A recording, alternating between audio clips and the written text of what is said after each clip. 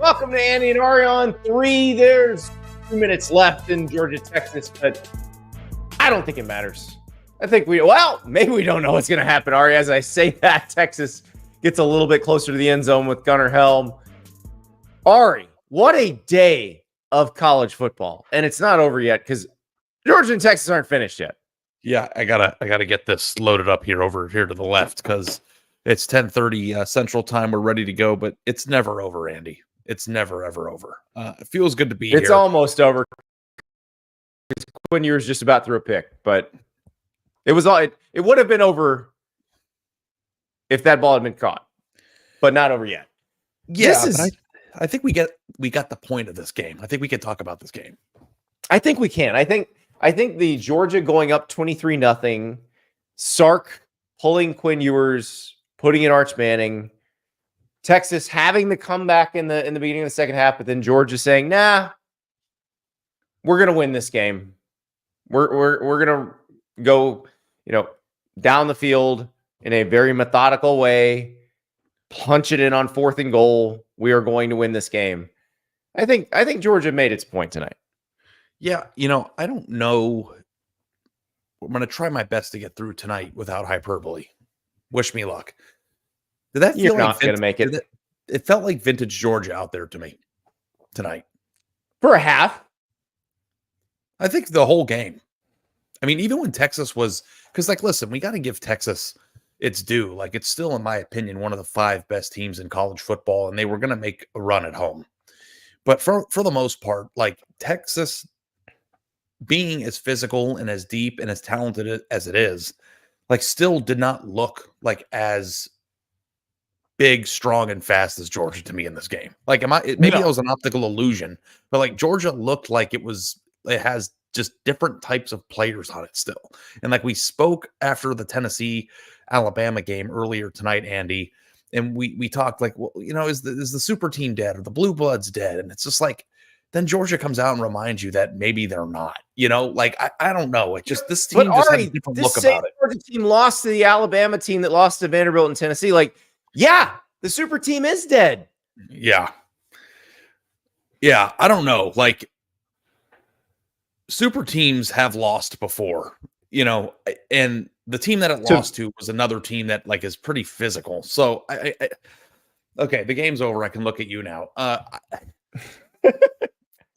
I was just, when I woke up this morning, not in on the notion that I thought Georgia is the favorite to win the national championship. And then I watched this game and they sucked me back in, man. Talk me off the ledge here. I can't.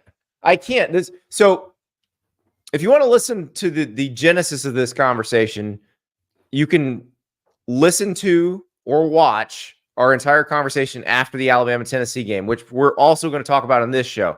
But we had a whole conversation after the Alabama-Tennessee game that you can get on the On3 YouTube channel, also on the podcast feed, about how many of these teams can beat each other. Is there a team that is just that much better than everybody else? There is not. Because as good as Georgia looked for, I'd say, a quarter and a half where it looked invincible, this is the same Georgia team that fell behind 28-0 to Alabama. Mm-hmm. There isn't one of those teams this year. There is not. Yeah. Well, coming into the day, I picked Texas to win this game, and I was actually telling people in my personal life that I thought Texas was going to win fairly comfortably. And here we are. They should have listened to me and not you, because I said Georgia was going to win. Yeah, I guess they should have listened to you. I thought Texas was the best team in college football when I woke up this morning, and I don't think that anymore. I don't know who it is anymore. Maybe that's just kind of the par for the course of what it is. But in terms of if I were a head coach, the last team I'd want to play is Georgia. Again, I think that's probably true. I think Georgia still probably has the biggest collection of freaks, other than maybe Ohio State. But Georgia also has Kirby Smart, and Ohio State has Ryan Day. So if you're going to say the collection of freaks is fairly equal, you're going to take Kirby Smart. Yes. The collection of freaks is just, I just thought it wasn't supposed to look as stark when they were playing against Texas. And I felt like it was a pretty stark difference. Now, we do have to talk about the quarterback grab ass that we got in the first half of that game, because that's a pretty important piece of this. But like, the Georgia win here, vaults them back up into the top 3, I think, in the polls. If Oregon weren't undefeated, they'd probably be number 1. And, I think that we were foolish, or I was. I don't know if you want to join me on this journey in doubting whether or not Georgia was going to be a team that was in the semifinal this year. And I know every week we go back and forth, we hop to this conclusion and that conclusion. But like, given the entire body of work that Georgia has put on display this year, like, I'm willing to go into this next week just feeling like, yeah, they had a really bad first half and weren't ready to play for whatever reason against Alabama. They figured out in the second half, they got going, they almost won that game, and here we are. Like that's kind of like how I view this Georgia team. But you just want there to be one that is better than everybody else. And maybe there's just not. No, I just want to live in a your world mind of is trying reason. to tell you, no, wait, no, Georgia's better than everybody. But maybe they're just not. I want to live in a world of reason. Okay. And nothing makes sense in this college football season. And I'm trying my best every week when I come onto the show at 10:30 to talk to you, to try to like make sense of this stuff, and it's just, it's getting increasingly hard to do so, because our notions of what we think and how we feel about these teams is changing so rapidly on a week-to-week basis. And we're trying to play the context card of like, even with Tennessee, for instance, it's like, I can't even, we're going to get to this, but like, what is Tennessee? I don't know what that team is right now. It's a team that I thought could win a national championship, then starts losing and playing like crap, and then beats Alabama at home. It's like, I don't know,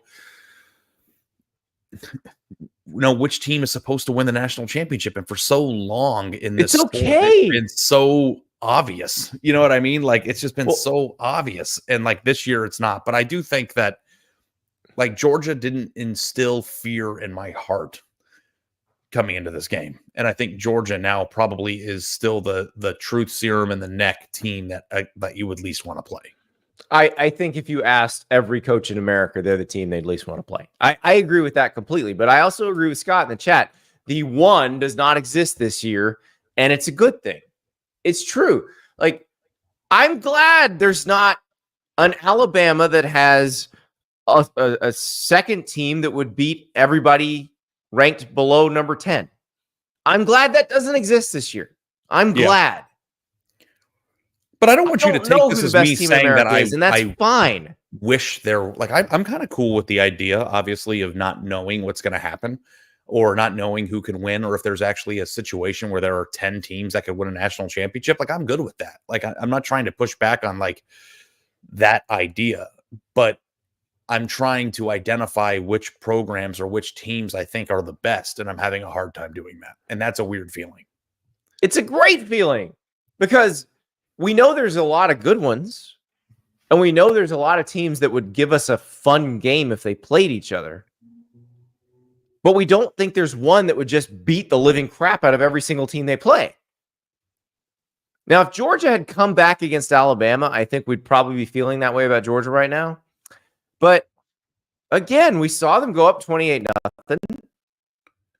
We saw when Georgia came back that Jalen Milroe hit Ryan Williams. Like, Georgia knows Ryan Williams is the only guy who can beat him, and they let him beat him anyway. Like, they're not perfect, and that's okay. Or if they lost to an Alabama team that resembled what we think when we think Alabama. Like, I think too, like, watching Alabama move on from that game and lose to Vanderbilt, play that close game they should have lost to South Carolina, lose to Tennessee tonight.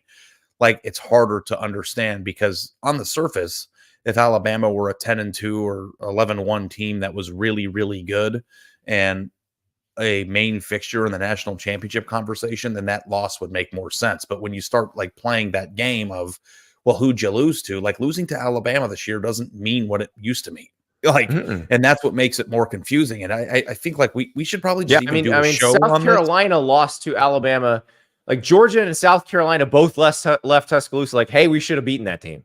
But should we do a show on this of like ranking the 5 teams this year that have the most confusing set of results? Like, in terms of, we definitely should. Scott in the chat throws this one out there. LSU lost to USC, laughing my ass off. Like, yeah. Yeah. Confusing. Like, confusing results are Yeah. really fascinating to me. It's like we're here and we're going into mid-October, and like, could you look me in the eye right now and tell me what Penn State is? Like, do you know? Nope. Sure Like, can't. they're number 5 in my poll, but like, do I know? I don't know. They're undefeated. Yeah. Okay, Andy, we got to talk about 2 things about this game, though. Okay, we have to talk about Arch because we're 10 minutes in and we haven't said his You're name making yet. balloons fly up on the screen. I don't even know how you're doing that. It's incredible. Arch balloons. I don't know. That's amazing. We do Right need to on. talk about Arch. Did Sark panic? Do you think Sark panicked when he put Arch in the game? Because do you think Quinn? Because you saw Quinn when he came back, and he was obviously better. Like, if you just left Quinn in, would have given Texas a better chance to win the game. So my thought process was that it was a panic move. But as I was watching Arch play, even though they didn't score while he was the quarterback, I thought that he might have done the move for the same reason why Oklahoma made their quarterback switch, which was Georgia was big, strong, fast, getting after the quarterback, and Quinn couldn't escape it. And Arch Manning gives you that secondary like boost. Like, he can escape the pocket better than Quinn. Like, that's not even a debate. That's just a fact. And I thought maybe, they thought they were trying to, juice the team a little bit because they had gotten down 20-0 early, trying to get something going and maybe putting somebody in there that could get some first downs or with his legs or move out of the pocket in the face of intense rush and make a play downfield. But it is very funny to me, and I do think we need to talk about this, which is we spent the last 3 weeks or month talking about the masterclass that Sark has put on in how to handle the quarterback situation. And with 2 drives in the first half against Georgia, like, all of that goodwill is out the window. Because I think if you put Arch Manning into that game, regardless of what the score is or whatever, the game was in question. It was the biggest game of the season, yet Georgia at home. You call into question whether or not the coach believes that the backup quarterback can do things better than the starter. And when you do that, that becomes I disagree, Ari. I think the questions were completely answered. They put Arch in. He wasn't as good as Quinn was when Quinn came back in. You have your answer. Sark's job is to win the game. Quinn wasn't getting it done. He went with a different guy. Settled Quinn down, put him back in. Quinn was better than Arch. Yeah, but I've seen this notion of settling your quarterback down. Did you see his face on the sideline? It looked like he was about to crap his pants. Like, there was no way that he was like, I'm going to put Quinn on the bench in the middle of the biggest game of his career so I can settle him down. Like, that is bullshit. There's no he way put him on the bench because they weren't doing squat and they were trying to do something. Yeah. John Wick in the chat. Difference between SEC and Big Ten coverage. Georgia gives up 31 to Mississippi State. It happens. Ohio State gives up 32 to Oregon. Exposed. Guys,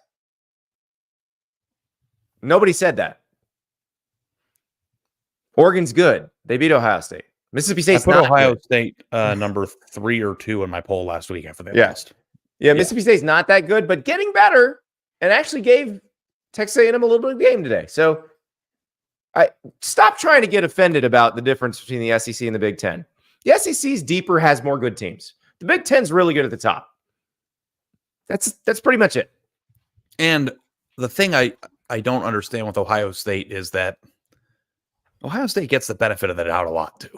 Like, it's not like they're a second-class citizen. When Ohio State loses, I didn't read a lot of coverage this week about how they shouldn't belong in the top 10 or how they're exposed or how they suck. We talk about it a lot because they lose so rarely. Same way we talk about it when Alabama loses or Georgia loses because they don't lose very often.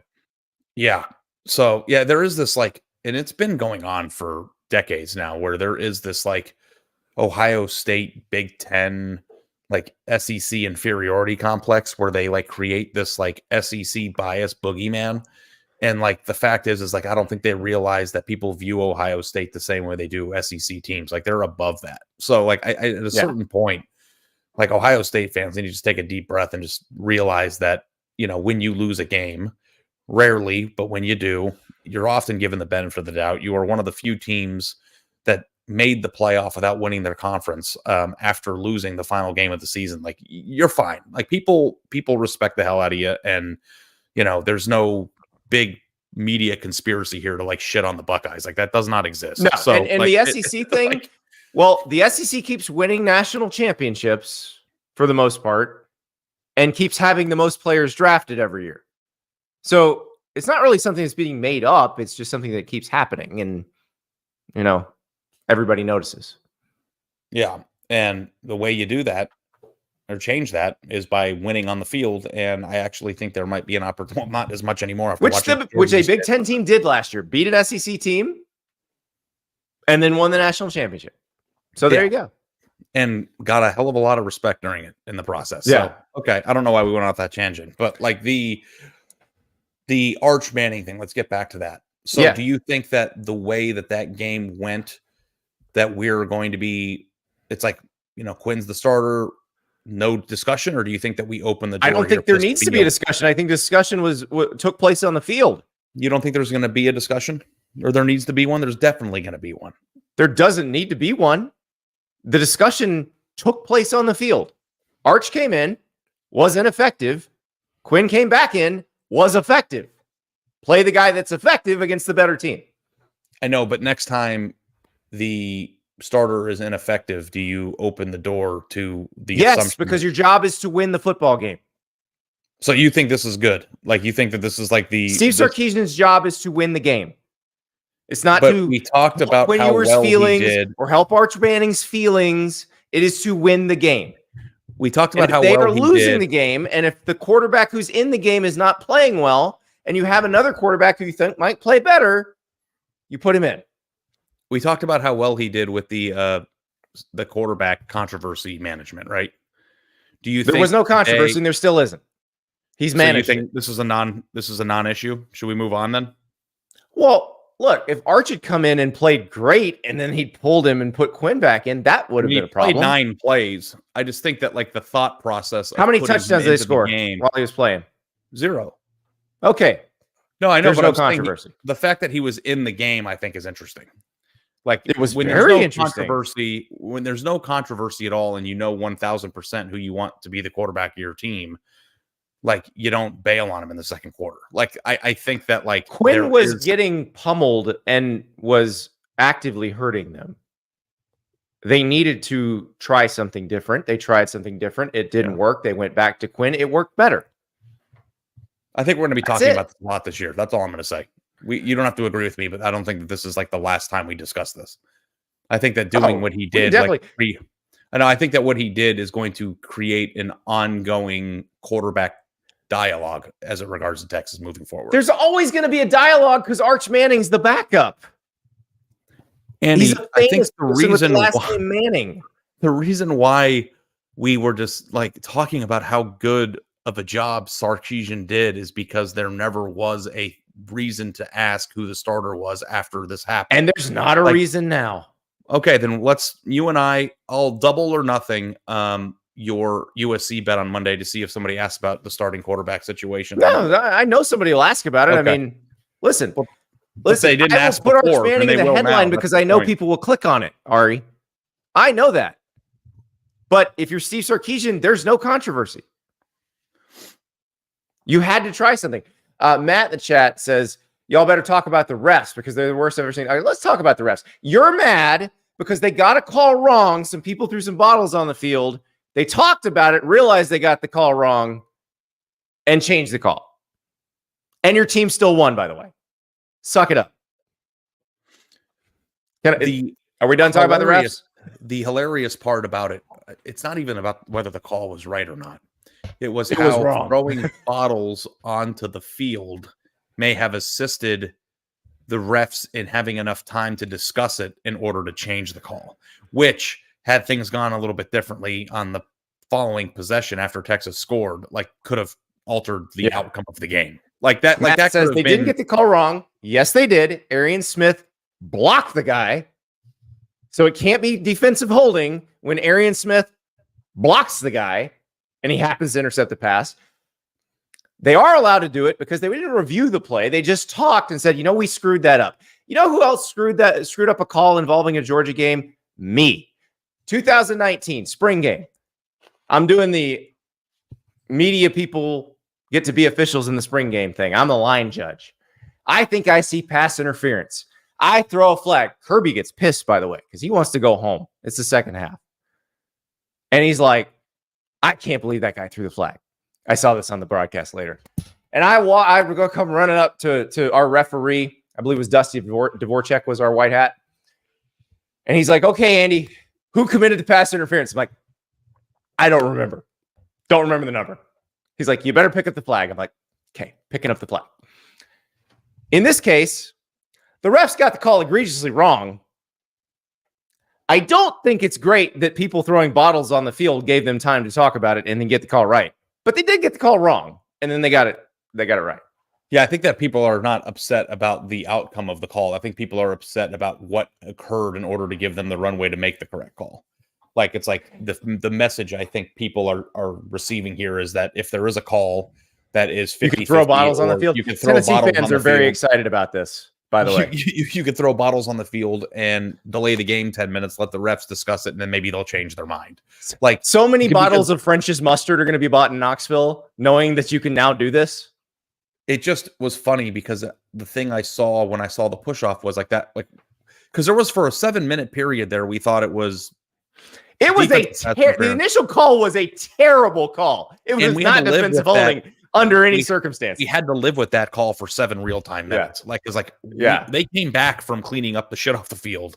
And like, it was like, okay, never mind. That wasn't the call. And I think that's what bothers everybody. It's not that they arrived at the right call. The right call. Like, it was there's Georgia fans saying that they originally got the call right, which is the stupidest thing ever. And if it wasn't a game involving your team, you would never say that. I think that Georgia fans are, if you think that the call was blundered as a result of this, you're wrong. I think if you're upset that they have the opportunity to change the call after what happened because of the fan bottle throwing, that would be annoying, and you have a right to be upset. See, Matt's still arguing me. He says, how was it terrible call when the defender made contact first? He didn't. He didn't make it should have been defensive holding, not PI. It was defensive holding. That's what they called originally, and they were wrong. So it's okay. It's okay to be mad because they changed it because people threw stuff on the field. That's not a precedent you want to set. The funniest thing to me during that was that, like, it reminded me of when they called defensive pass interference. I was like, Texas is about to lose a game on a DPI that was the same exact situation or call of the Jeremiah Smith one a week before that cost Ohio State the game. Like, because it was basically the same type of action. It was the same play. Except he pushed him into the interception, which was hilarious. And guess what, Andy? Both were offensive pass interference, and they got both right. So, like, I'm happy that they arrived at the right call, and, like, Texas should have been back in the game as a result of it. But if I were a Georgia fan, I would understand why they would be pissed off, because that's not, like, normal refereeing process to get enough extra 8 minutes to ponder something like that. No, if you get it wrong, just say you got it wrong, wave the flag off, and be done with it. Because if they didn't throw the bottles, we don't wait for them to throw stuff. If they didn't throw the bottles, can we agree that they probably wouldn't have changed the call? I think you're right. So like I said, it's a bad precedent. Yeah. So that said, can we talk about Georgia? Because they do still have dudes.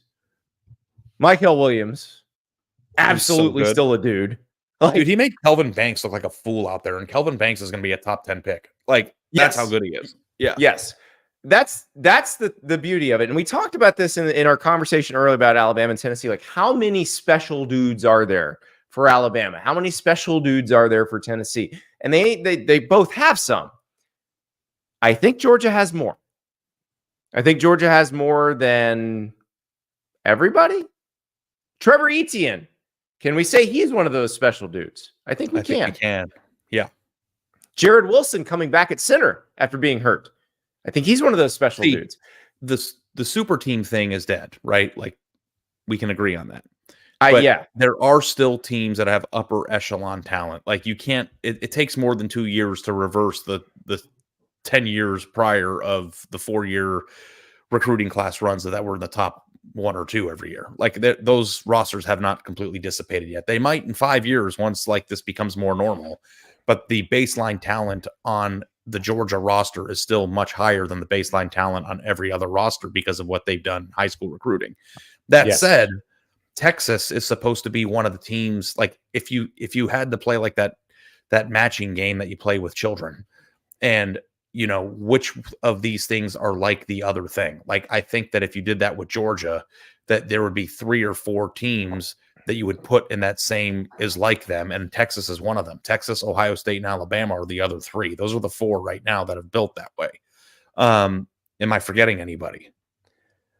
No, I think you're right about that. And the thing is, the more of those guys you have, the better the chances you have. It doesn't guarantee you anything, but I think in that playoff situation, and we haven't seen it yet, but in the situation where you got to win 3 or 4 games against teams like that, the more of those guys you have, the better off you are.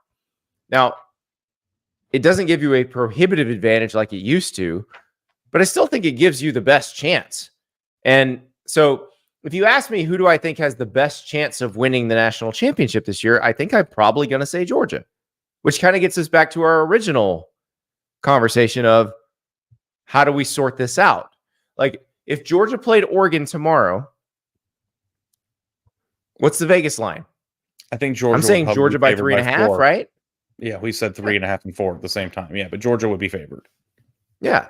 So I think that's the team we think would be that. Now, the question is, can Georgia beat, let's say, Indiana?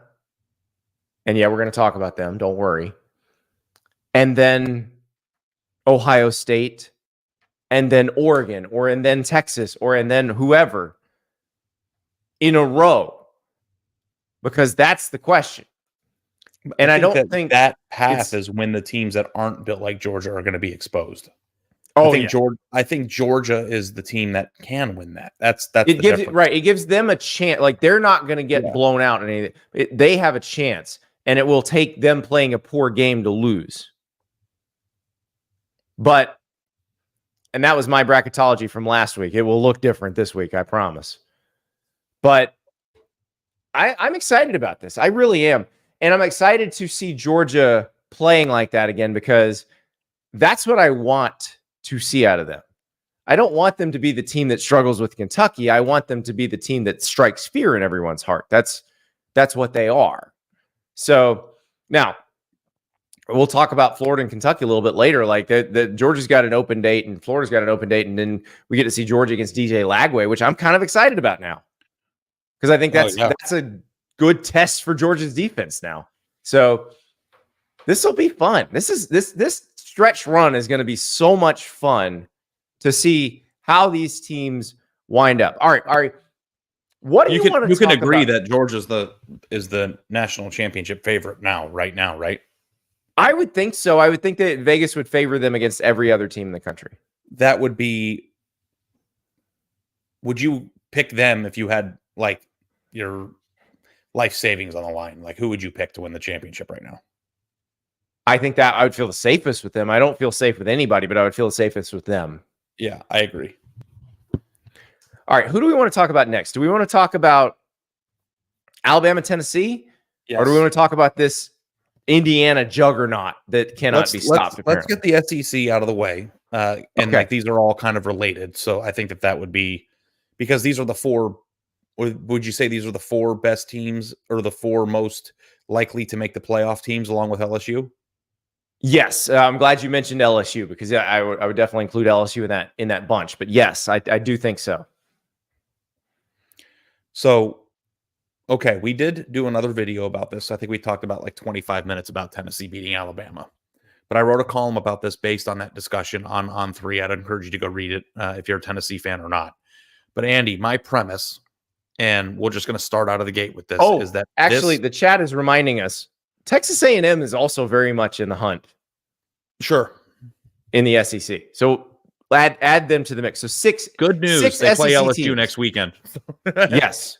In kind of an elimination game. Yes. So yeah, we're going to be talking a lot about A&M this week, I think. But the premise of this Tennessee story, Andy, was that this game, though it may not have, created or driven as much emotion out of Tennessee fans as the 2022 game did, because of what the 2022 game meant, that this one is actually maybe more impactful or more important for the actual season they're playing in. And the reason why is because in 2022, when Tennessee beat Alabama, that win felt like it was more of a symbolic, we have the right coach, we're on the right path, we can hang with teams like this. Like, it felt like it was like a legitimizing thing for the program to not be viewed, or at least, made fun of in a way that the SEC doormats were made fun of. But we knew that 2022 Georgia was looming on the schedule. We knew in our hearts probably that, I think maybe at the time we had a hard time picking that game because Tennessee was so exciting that year. But Georgia was the undefeated national champion that year. They played Tennessee and did the boa constrictor thing and just sucked the soul out of their chest. This year, in the context of the conversation that me and you just had about who could win the national championship, like Tennessee with a win over an inherently flawed Alabama team while playing not their best game, I think puts this team in a much more advantageous position to potentially have a memorable season than the one from 2 years ago. Like, I think that Tennessee, even if they are to go lose to Georgia, being a 10-2 team at the end of the year would probably be an attractive candidate to make the playoff. And this team, if Nico gets better incrementally every week, and, I was very impressed with how much stronger he got as the game went on, with Dylan Sampson and maybe the number 1 overall pick in the draft this year at defensive end and James Pierce Jr. Like, that this team has the pieces, if it gets hot at the end, to win a few playoff games. And like that, I think, is a pretty exciting proposition. So I think that there is a gut feeling or a reaction that people have a lot of times to the sport, where if a team has a very memorable or exciting win that means a lot to them, the first thing that we do is criticize the team that lost. Alabama sucks. Save it. Kalen DeBoer is not a screamer. I don't know what that means. People want to bring this accomplishment down, and that's fine. Like, Alabama isn't Nick Saban's Alabama this year. We can all agree upon that. But Tennessee beating Alabama at home while not playing its best game with the season that it has schedule-wise for the rest of the year, like, this is an exciting wild card team to me. Do you agree with that? I think it's exciting because they have a really good, like, we talk about, the Josh Heupel offense, blah, blah, blah. Tennessee's best feature is its defense. The Tennessee defense is what has kept it in games. Like, without that defense, they don't beat Florida. And without that defense, they might not beat Oklahoma. Like, they definitely don't beat Alabama. They're a dominant defensive team. They're figuring it out offensively, and that's what I think makes them very interesting, because the version of Tennessee that we saw in the second half today, where Nico was hitting deep balls finally, not every time, but some of the time, as opposed to none of the time in the first half, last week against Florida, the entire game against Arkansas, where he wasn't hitting any of those deep balls. But when Nico Iamaleava is hitting the deep ball, Tennessee is an incredibly dangerous team, because that defense is not going to give you much, and they can score on you very quickly. Like, once Tennessee got Nico going, and I'm not sure exactly how that happened, whether it was running him a little bit more, just Heupel maybe calming him down at halftime, but that when he rolls to the right and hits that long pass down the right sideline that sets up the touchdown, that was the moment where you're like, oh, well, if he hits a couple of those, this game's over. And that's exactly what happened. He hit exactly 2 of those, and that was the difference. I mean, and I also was impressed too by like how much separation Tennessee's receivers were getting in the game pretty consistently. Like, even when Nico was missing guys, like, how many times could you count that Tennessee got behind Alabama's defense? I mean, I think they did it at least 5 times in that game, and they might not have hit those, but like, getting separation against Alabama is hard. And even if you're not hitting them, just the ability to do so, like, Thornton's a stud, Brew McCoy's a stud. They've got guys. Like, I think that when you look at the whole picture of Tennessee, like, right now, it's kind of a confusing team that, has some weird, they might be on that list of 5 teams with the most confusing results, because, they have played a few games, like, Florida and Arkansas that come to mind that are kind of inconsistent with what we thought they were, through the first 5 weeks of the season. But I think that this was a pretty legitimizing win of like, hey, yeah, this is legitimately a top 10 team. and winning the way that they did in a very ugly game for a large portion of it, I think puts them in a pretty, I would say, the driver's seat to make the playoff. And let me tell you something, Andy, unless you're, hell, everybody, like you made this point on the last video and I even stole it from right out of your mouth and wrote it into the column. Is there a single team in the sport this year where on Tennessee's best day, they have a 0% chance of beating them? There's not. There's not a team like that. I don't know. Like in 2022, it could not when they Georgia. Went to Georgia, they were completely outclassed. Like you knew they didn't belong on the same field with Georgia. Now, maybe when they go to Athens this year, that same thing happens. But I suspect it's not going to happen because of the defense. It doesn't mean they're going to beat Georgia, but they don't have to beat Georgia to make the playoff. And I'm not saying they're going to win the national championship, but I think in the pantheon of excitement, like the potential of this team and the path that they're going to have, I think is higher. The ceiling is higher for this team than that 2022 team. And that's because there's more teams and different pathways, and who knows, maybe they'll give Georgia a game. I think that they're also probably 2 years more physically advanced than they were, because like their biggest thing 2 years ago was that it was still pretty early in the hypo build. Like we're 2 years advanced into the hypo build from that first win over Alabama, so they're athletically a deeper and much more talented team than they were then. So like I think that this team should feel really good about itself, and I don't want to blow smoke up someone's ass here, but I really do think that they could advance to the semifinals if they get the right path and they are playing well. Yeah, because of the defense. But I actually believe that Nico can get much better between now and December too. He can, and that's what I was talking about with people this week, because we had fun with what Nick Roush said on our show during the week. Nick Roush from Kentucky Sports Radio. We were talking about Kentucky, and then he drops this rant on Nico, calls him the $8 million volleyball player who can't hit a go ball, which was actually an accurate description of the Nico who played against Arkansas and Florida and in the first half against Alabama. Not an accurate description of the guy who played in the second half against Alabama. And that's the thing. He's a first-year starter. It's quite possible he gets better as time goes on. And he does hit those go balls. And guess what? He started hitting them in the second half. That doesn't mean he's going to hit them for the rest of the season, but maybe he will. And the game-winning touchdown pass was a dime. Exactly. If he does, Ari, they are going to be competitive with just about everybody because they have a very dominant defense. They have Nico, and they have Dylan Sampson, who is a just phenomenal back. What I love about Dylan Sampson is not just that he can break one, and he had a couple really long runs today, but you feel very confident when you're inside the 5 that you can give the ball to Dylan Sampson and he's going to get it in the end zone for you. Well, I mean, think about a lot of backs in the country that you're that confident in. But how many physical games that Tennessee is going to have to win in order to get to where they want to go?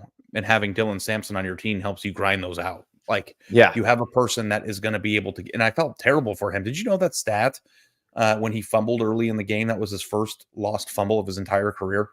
Like, I don't think that people like realize how good he is. And like, maybe they're not paying attention, but like that is a guy. We talked about it Thursday. Like, lift you. All the backs in the country are being overshadowed because Ashton Genty is so good. Mm-hmm. But Dylan Sampson is having an incredible season. He's unbelievable. He's on pace for like 48 touchdowns this year. It's insane. Yeah. So let's turn the conversation to Alabama a bit, because it is, you talked early in the show about how hard it is to contextualize all this stuff, how it kind of breaks your brain when you see these teams that are supposed to be super teams that are not, that are capable of losing to, say, Vanderbilt, or should have lost to South Carolina. It's weird because we watched Alabama dominate for so long. It is strange seeing this version of Alabama where they don't feel invincible anymore. And like, we're going to talk about Missouri later as it relates to their win against Auburn, but Missouri comes to Tuscaloosa next week. Like, I know with Alabama's loss today, you're thinking, oh, Alabama might not make the playoff because they lose to LSU and Baton Rouge, which of course is a possibility, but they could lose to Missouri next week. Yeah. I mean, they're out for me. I haven't done Bubble Watch yet, but like I'm not putting them in my bracket. This is like you're done for now. So they have to go out and win. I mean, I just like am so fascinated. And the thing that I will say about Alabama, which is such an uncomfortable reality, is that they are a very talented team, but they are not a dynamically oozing off the television screen, dynamically talented team like so many of the previous Alabama squads that we've watched go win national titles in the recent past. Like everybody, I feel like on their team, as I was watching it, is like, yeah, they're all pretty good. But like outside of Ryan Williams, like there is not the same game-breaking, gonna take over the game, win you a game by themselves type of player on either side of the ball. Like there's no Devontae Smith on this team. You know what I mean? And maybe Ryan Williams will be that next year or later on this year. He definitely is gonna hit that point. But they don't have. Like, they were in a defensive battle for the most part in this game, right? We can agree. And it didn't. Who did you think? Like even Jalen Milroe, who can make great plays and electrifying, first downs with his legs. Like, did you feel like you could point to a player and go, "This person's going to make the play for Alabama when they need one"? Like, I just don't know who that person is. And it's almost I thought it might be Milroe, but he actually wasn't great toward the end of the game. Some of the criticisms we had of Nico in the first half, you could easily lob on Jalen Milroe in the second half, where he was missing open receivers. Tennessee was getting after him pretty good there too. Like, and that's 100%. That's why too you feel pretty good about where Tennessee's at. But like in terms of like the Kalen DeBoer discussion, like I don't know if we have to have this discussion every week. I don't know like what the Alabama takeaway is, but like I just do not envy the position that he's in right now. No, it's tough and very strange to see Alabama like this. But look, we knew when Nick Saban retired, things were going to be different, and things are different. All right. We're going to talk about how really different things are in the world of college football. We're getting really weird next because we're going to talk Indiana. But first, we are, of course, presented by Wendy's and Wendy's Saucy Nuggs. So let's talk a little Saucy Nuggs. Ari, your official welcome to On 3. We are presented by Wendy's, the Saucy Nuggs. That's our specialty item. We have every flavor of Saucy Nug. Mm-hmm. You've been training for this your entire life. I was telling everybody before this, but my dad looked at me in the eyes when I was a kid, and he said, "Son, you can be anything you want to be. You just got to put your mind to it and work hard." And I said, "I want to eat Wendy's on camera." So I made it. Here I am. So I'm going to just get started. Okay, here. I'm going to grab some garlic parm. Okay. I like the garlic parm is a very like full, savory. The other, like the honey barbecue's got your sweet. Like this is your ultimate savory here. Buttery and savory.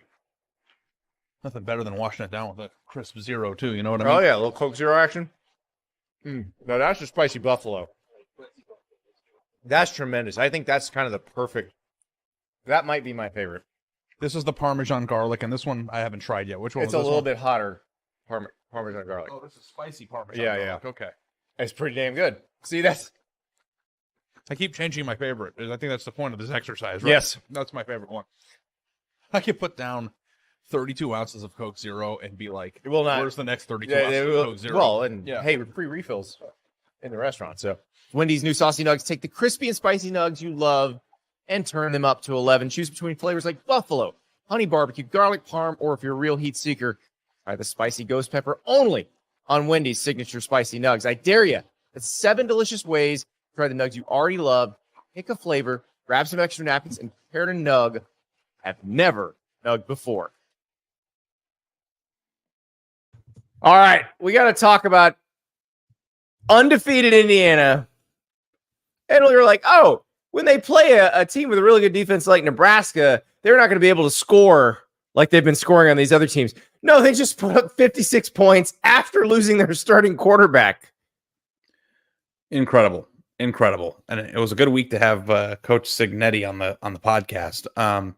Yeah, I don't know what happened to that Nebraska fan who promised to do the thing with the Eric Horn, but it's going to be a long week for him if he goes through with it, I think. The Hoosiers were very impressive, and I even in the chat here, Andy, when you were talking about bracketology at the beginning of the podcast, people were like, Indiana, what? Like, I don't think the country has caught up yet. Like, they're not, like, they have not caught up yet. Did you not watch the game? I mean, they didn't beat Nebraska. They pulverized Nebraska. They kicked Nebraska's ass up and down the field and made Nebraska quit. 215 rushing yards. And nobody carried the ball more than 10 times. Justice Ellison had 9 carries for 105 yards and 2 TDs. The turnovers, the line of scrimmage play, the explosive playmaking ability from the receivers, quarterback play from the starter and the backup. Like, this team, like, I could say with a straight face, like, I think could play with, like, really, really good teams. Like, I'm not going to go as far as to say Georgia or Texas or Ohio State. We're going to get an opportunity to see it. But I do think that they are a bona fide top 10 team. We've been saying, we think that, they got a nice schedule draw in the Big Ten, but then they have to play Michigan and Ohio State. We'll talk about Michigan a little bit later, but I don't even want to play guess the line with Michigan. They're going to be favored against Michigan.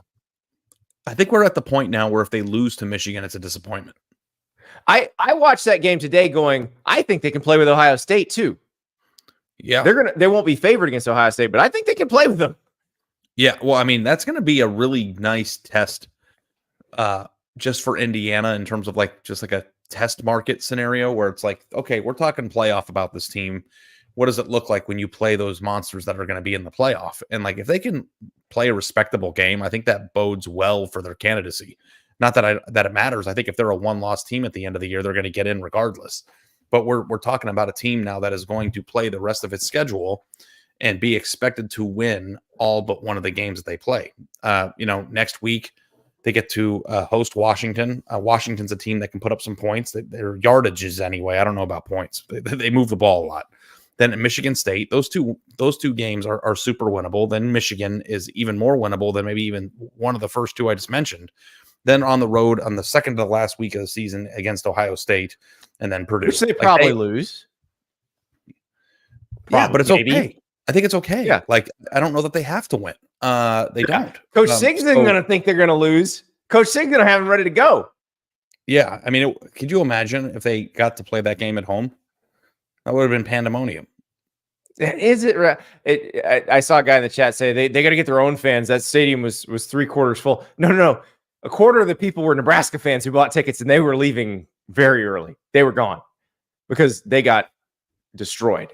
But I also think too, and like we're guilty of it, that like the notion of just expecting Nebraska to keep it close was disrespectful because Indiana has shown time and time again this year that they are a much better football team. Like I thought Nebraska's defense had played really well all year. Like, we'll talk about Colorado later, but Colorado again looked very good, and Nebraska dominated that team. So, and like if Indiana would have just won this game 17-7, we'd probably be having a pretty similar discussion right now. I feel like 56-7 is a pretty big statement. Like, and they got to Dylan Raiola and really bothered him. And I'm going to tell you this: Raiola cannot move. And it's starting to concern me. Like, anytime he's under pressure or it looks like he's about to get sacked, like, it is like play over. And like, I'm very curious to see if he can grow from that or learn. Like, because like you know, it's like we're talking about Nico, first year starter. You might be different after a while. That was something that he was negged at a little bit during the recruiting process. So we have a very smart bunch of people at On3 who do these breakdowns, and I missed that portion of it, and then I was told that portion of it, and I can't watch it without noticing it now. And like, we compare Patrick Mahomes all the time because he looks, acts, and talks and has a haircut. Yeah. Like, but Mahomes can get away from sacks. He cannot get away from any NFL. Yeah. And not only that, when he's pressured and he's rolling, like that pick he threw, it's like, I think he's rattled. And again, he's only started 6 games.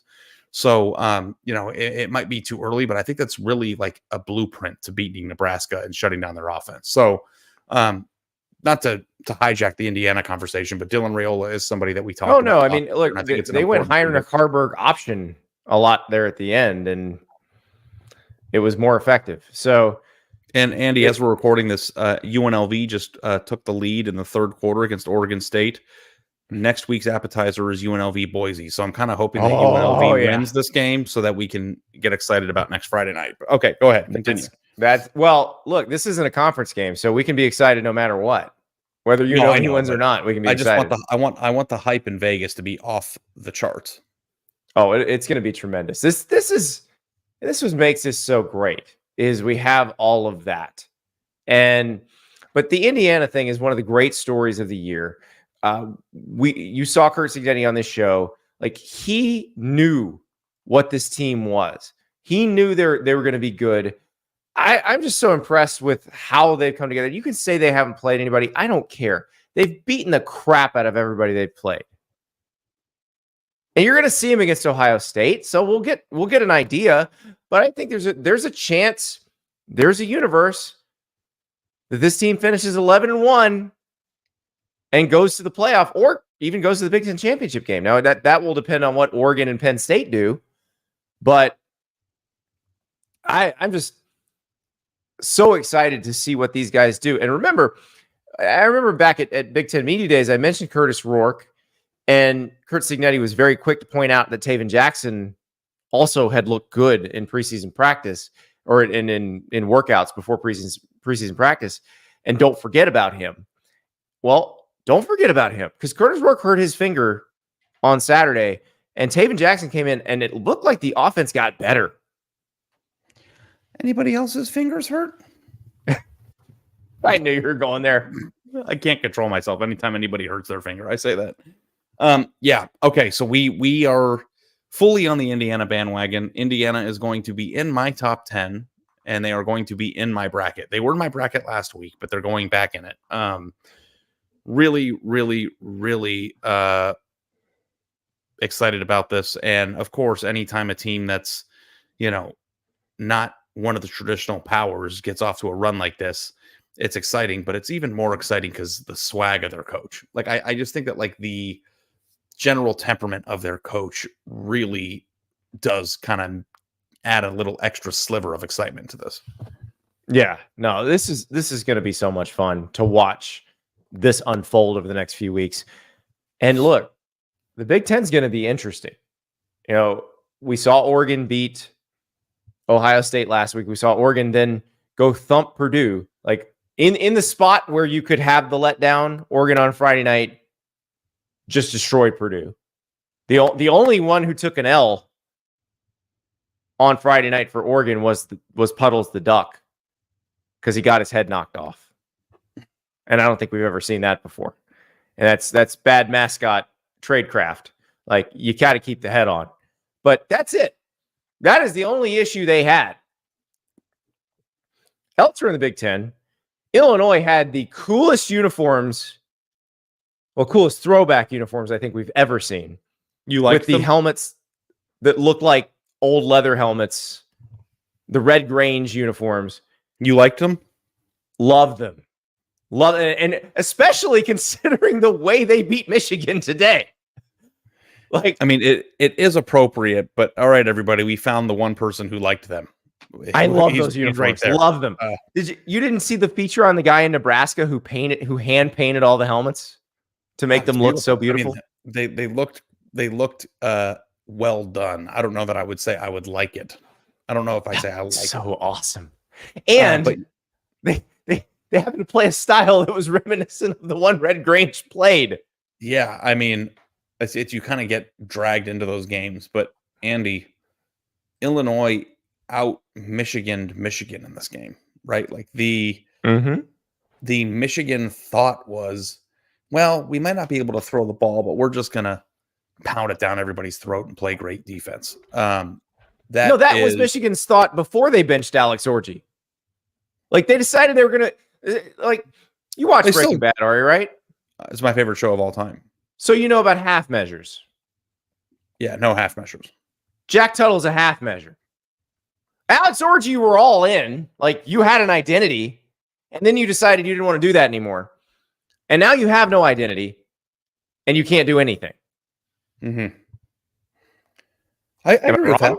No. I agree with you. I still think that if you feel like you can throw the ball a little bit better, I still would anticipate that Michigan would be able to move the ball on the ground against Illinois. I mean, I feel like there could be an Unsolved Mysteries episode on how they beat USC doing that. You know what I mean? It's. I think we solved the mystery over in Maryland today. Illinois' defense is nasty. That's what happened. Is they kept trying to run into Illinois' defense, and Illinois' defense is a bunch of grown ass men. I mean, we have to talk. Listen, I'm going to sum up the Michigan situation for you real easily. It's an absolute dumpster fire. Their offense is trash. And there's a lot of really good defensive talent that's being wasted on that team this year. I don't know how much of it's a Sharon Moore issue. Probably very little because he wasn't given an opportunity to go out and get a quarterback that could have made this a little bit more manageable. But Michigan is off my radar now. They're out of the situation. I think it's a disservice to not talk about Illinois and the fact that they're 6-1 now, right? They're excellent. Illinois is in the Big Ten race right now. Michigan's offense is a disaster, but Illinois is good enough to take advantage of that. And they beat the crap out of them today. Yeah, I was very impressed. And look, the stats weren't crazy, but it was the defense more just standing up when they needed to. I forgot they scored the last touchdown in the third quarter. I really thought they were up 21-7 for 3.5 hours of real time, because that's what it felt like. It did, because it felt like I was watching the same Michigan possession over and over and over again. It's because it was like a hell loop on one of those sci-fi shows. It was the same thing over and over and over again. And Rim's in the chat. No way Illinois beats Oregon. I tend to agree with you. I don't think Illinois has the athletes to beat Oregon. We saw them against Penn State. Did you ever feel like they were in the game against Penn State? No, I don't know that the discussion here is Illinois should beat or will beat Oregon. I think the discussion here is that Illinois could win 10 games this year. And that's a pretty good situation for a program that didn't really win 10 games very often in the last 20 years. So maybe it'll be one of those grab ass end of October games that gets close, and who knows? But that's not what's important, I don't think. Trying to size Illinois up to the number 1 team or the number 2 team in the country is just kind of not the point here, I don't think. No, Illinois, and the thing is, I don't think many of us expected this out of Illinois, because you look at some of the players that they've lost, and Witherspoon, Johnny Newton, they lost some really good players over the last few years. And you're thinking, okay, do they have anybody of that level right now? Well, maybe not first round guys, but they've got some NFL guys on that team. And again, you are not going to score a lot of points on them. I don't care who you are. They're just going to shut you down. And that's what they did with Michigan today. And I mean, it is kind of funny to think that Purdue dropped 49 points on them last week and put up almost 550 yards of offense, and Michigan could barely get a first down in this game. Yeah. Well, we're going to see them in Eugene next week. So they'll be challenged. And look, I don't know that they're going to be able to cover Oregon's receivers. Ohio State couldn't cover Oregon's receivers, so it's going to be very difficult. I don't know that anybody can cover Oregon's receivers. So,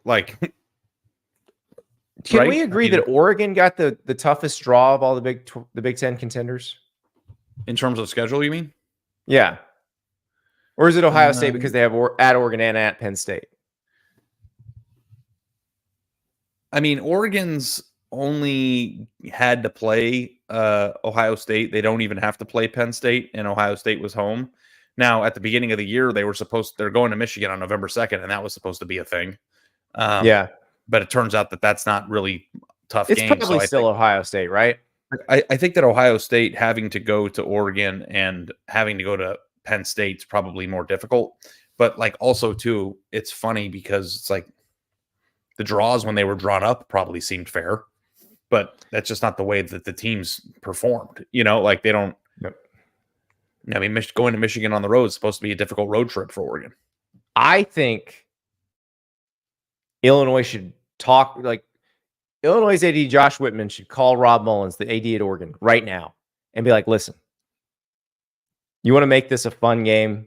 Do you want to make everybody in the country want to watch this game, at least for a little while? We're going to bring the Red Grange uniforms. You wear the most futuristic Oregon Nike uniform combination that you can put together this week. And we'll have 1924 versus 2024.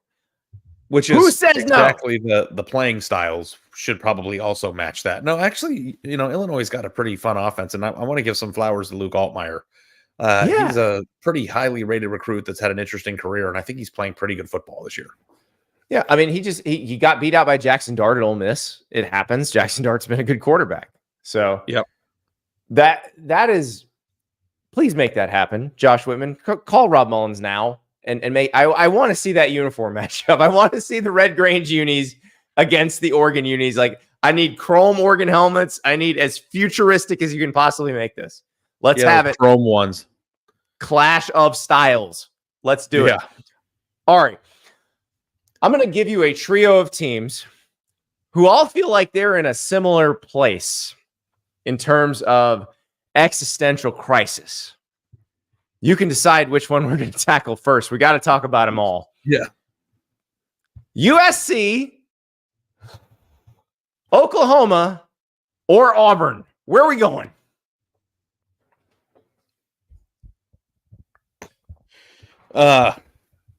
You had to put me on the spot for this one, huh? I would probably say Oklahoma. Okay. All right. And the reason why is because I think that the baseline expectations of what is demanded there is the highest of the three.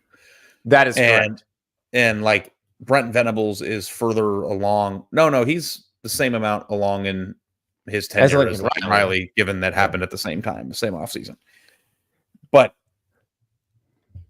it is really like USC is losing games. And I saw somebody tweeted USC really did blow up the Pac-12 so they can go on road trips to Minnesota and Maryland and lose. And I thought that was really funny. Oklahoma seems broken right now to me. Like USC is just losing. And I mean, they've got a whole laundry list of issues. Game. Like USC has blown leads the last couple of weeks. Yeah. Like Oklahoma in the first quarter against South Carolina, I was thinking, are they going to need a running clock in the second half? Like legitimately, will they need a running clock? And like Auburn, because Oklahoma's offensive line could not block South Carolina's defensive line at all. This is one of those games too, where it's like, we are wrong quite a bit and we laugh and joke about when we're wrong, but like we're on the money sometimes. And like, I think we nailed this. Like, I don't think I can understand. And obviously with the hindsight benefit here, it's easy to say, but like, why was Oklahoma laying points in this game again? Like we asked that question out loud in our pick show on Monday. It's like your offensive line is the issue, and you're going up against these beasts on the South Carolina side of the ball that you cannot block. And that turns into a very disgusting offensive situation. Like Oklahoma should not be giving points to anybody. Like they're not scoring. So, and they also, on top of it, not being a very good team, now made another confusing move with the quarterback position. They burned Jackson Arnold's red shirt, and it kind of calls into question like the whole thing of what are we doing with the quarterback situation? It's like if your premise, Andy, from the beginning was that the only reason why, or the main reason why they went to Michael Hawkins Jr. is because he was the one that was able to escape pressure, then why would you bring in Jackson Arnold when your offensive line is getting its ass kicked? Like it doesn't make it doesn't make sense. I'm not even saying that I disagree with the move one way or the other. I'm just trying to make sense of it. And that's the hardest part about it. There's no sense to be made. There are no answers. There are no answers. We went over it all week on the show. We had multiple segments on the show that discussed Oklahoma and what went wrong, where the mistakes were made. I mean, there are mistakes that go back to Lincoln Riley's tenure that were continued at the beginning of Brent Venables' tenure, where they just weren't recruiting high school offensive linemen. Do you want to talk about the quarterback thing? Like, did that concern you? Like, I mean, it didn't concern me because Jackson Arnold had the conversation with Brent Venables. I mean, Brent Venables talked about it this week. They had the conversation of, hey, I think they told him, if you want to do this, if you want a red shirt, you can. But he's like, no, if you want me in, I'll play. And so they played him. If he says I'll play, then you play him. If you feel like it'll help. I don't know that anything would have helped today, but I don't know. I don't know if I'm just like I'm just like a drama queen. So just save me, because like you shut me down. no, I want you to be as much of a drama queen as possible on about this show. the Arch It's the best Manning part. drama. I'm very disappointed. I'm still disappointed that conversation got shut down so quickly. But like, does the decision to go back to Jackson Arnold under the circumstances in which they did?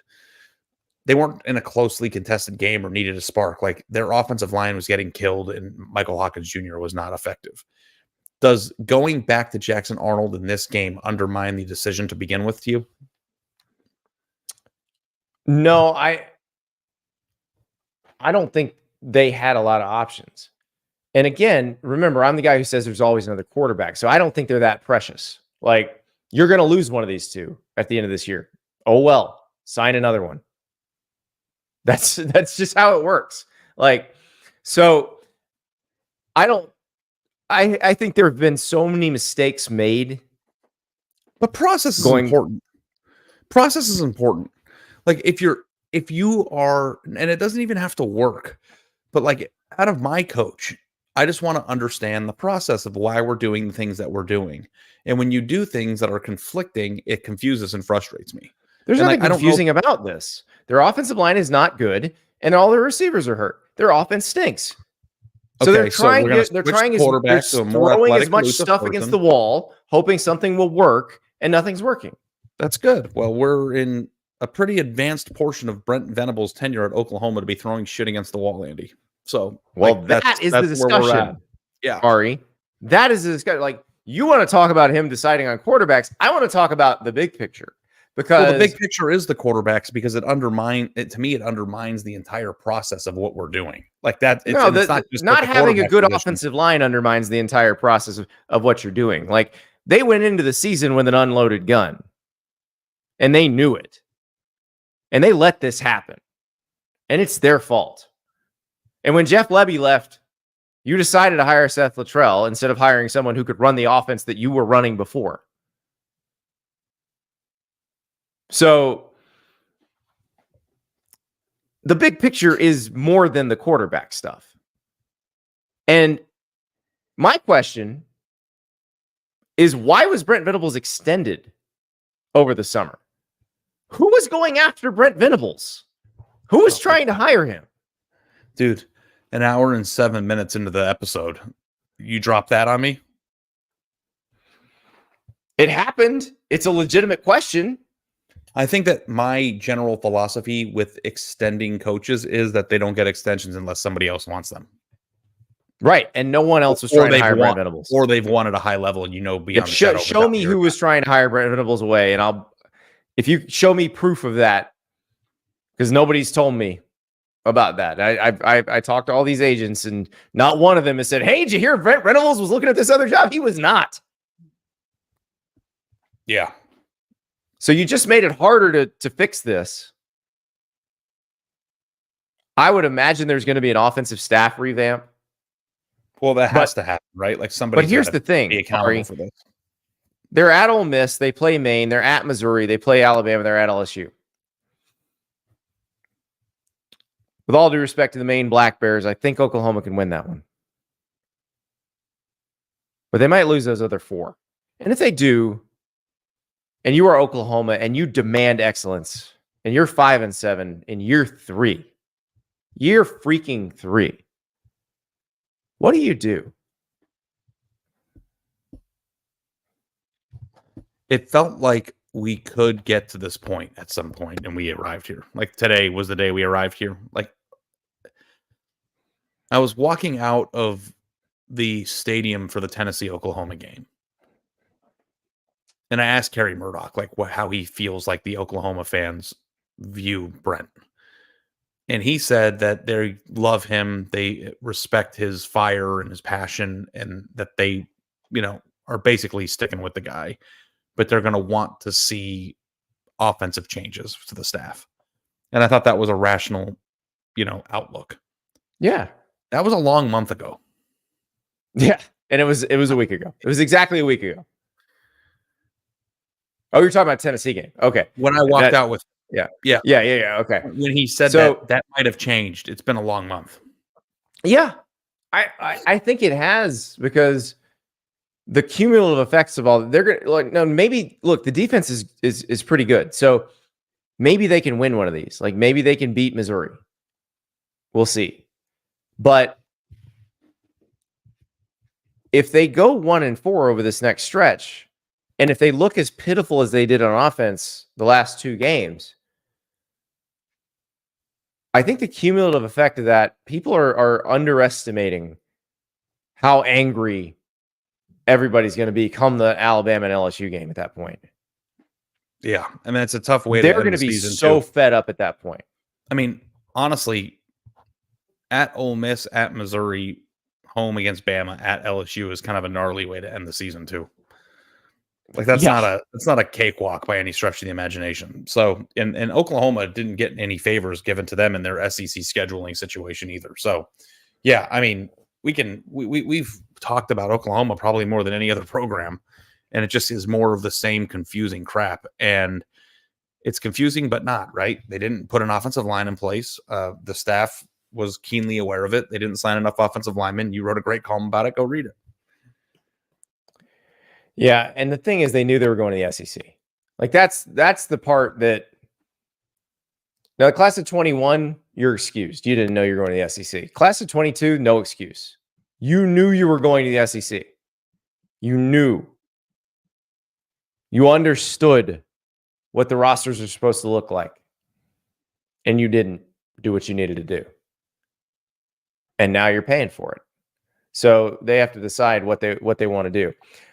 But we have two other programs in existential crisis right now. And we'll go to the comment from John Wick in the chat. Oklahoma fans are comforted by how bad Lincoln Riley is tanked. Auburn fans are irate. Well, we're going to talk about both of those groups. Let's talk about USC and Maryland, though. So USC was up 2 touchdowns on Maryland. Maryland scores in the fourth quarter with time to go.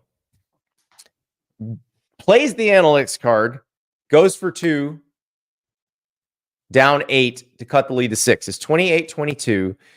USC faces 4th and inches in Maryland territory and tries to kick a field goal. That field goal is blocked. Maryland then takes the ball down the field, not off the block. The offense then scores the touchdown to win the game.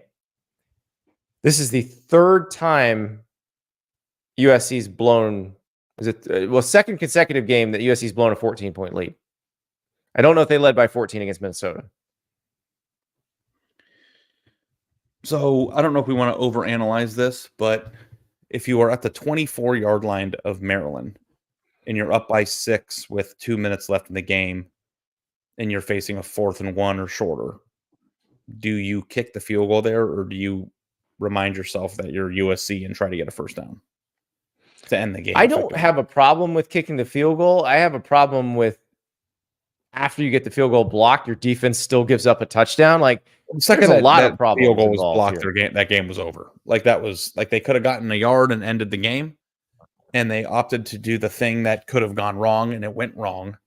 And not only that, they returned it 30 yards to midfield. So even if you go for it on 4th and 1 and get stuffed, that's still a 25-yard plus field position situation with 2 minutes left. That stuff matters. Well, and also the touchdown before the game winner, the touchdown that they did the 2-point conversion after to make it 28-22. If you watch that touchdown run, it is everything we made fun of about Lincoln Riley USC defenses over the last 2 years, two plus years. Guy gets hit in the backfield and breaks every tackle and scores. Yeah. Is this where you officially cash the bet and make fun of me? Are you going to take your moment? No. I don't even feel like it's you've suffered so much the last 3 seasons because It's worse than the money. I know. So I'm enjoying that part of it. I've told you, I'm just going to spend a lot of that on a lavish dinner for both of us. So you're going to reap the benefits of losing this bet. But I just can I go dad of teenagers for a second? Yeah, please help me. I need any help. I'm not even mad. I'm just disappointed. Not in you. Yeah, I know. USC. But in Lincoln Riley, like, no, I'm mad. This is a very smart person. How does this keep happening? Yeah, it's off the rails. And then also too, like I think he said in a press conference like this week or recently that recruiting the state of California is their priority. And then like the Orange County Register like fact checked it and apparently has only gone to Bosco and Mater Day like twice or once this entire year. So it's like if your answer is you think California players suck and you don't want to recruit them, you can't say that. We know you like Georgia players because they keep committing to you and then decommitting. Yeah, but it's just like that's not a good plan because they're not going to stay committed. Like it's fun to go spend all the money and fly across the country and get commitments early on in recruitments from big time players who are just going to end up signing with Georgia or Alabama. Just like, what are we doing? I just don't know what we're doing. That's what I say a lot whenever I'm like upset in public. Like today at the pharmacy, for instance, I had to pick up some antibiotics for my daughter, and this woman was standing in line in front of me for like 20 minutes asking questions, and I just said, "What are we doing?" I involved myself. She had legitimate questions about her medications. I think that you should have, if I were president of the country, and I think it's important as we're coming up on election time. I mean, we could write you in. Every single person, when dealing with a customer service representative in a place where it should be easy to do what you're doing, should get a 6-minute clock. And if it goes off, you buzz, you have to go to the back of the line. Like, I think that like if you are one of these people who just goes to the front of a line and then causes everybody else to wait because you're an incompetent person, that you should not be in public. Like that's my number one pet peeve in the entire world.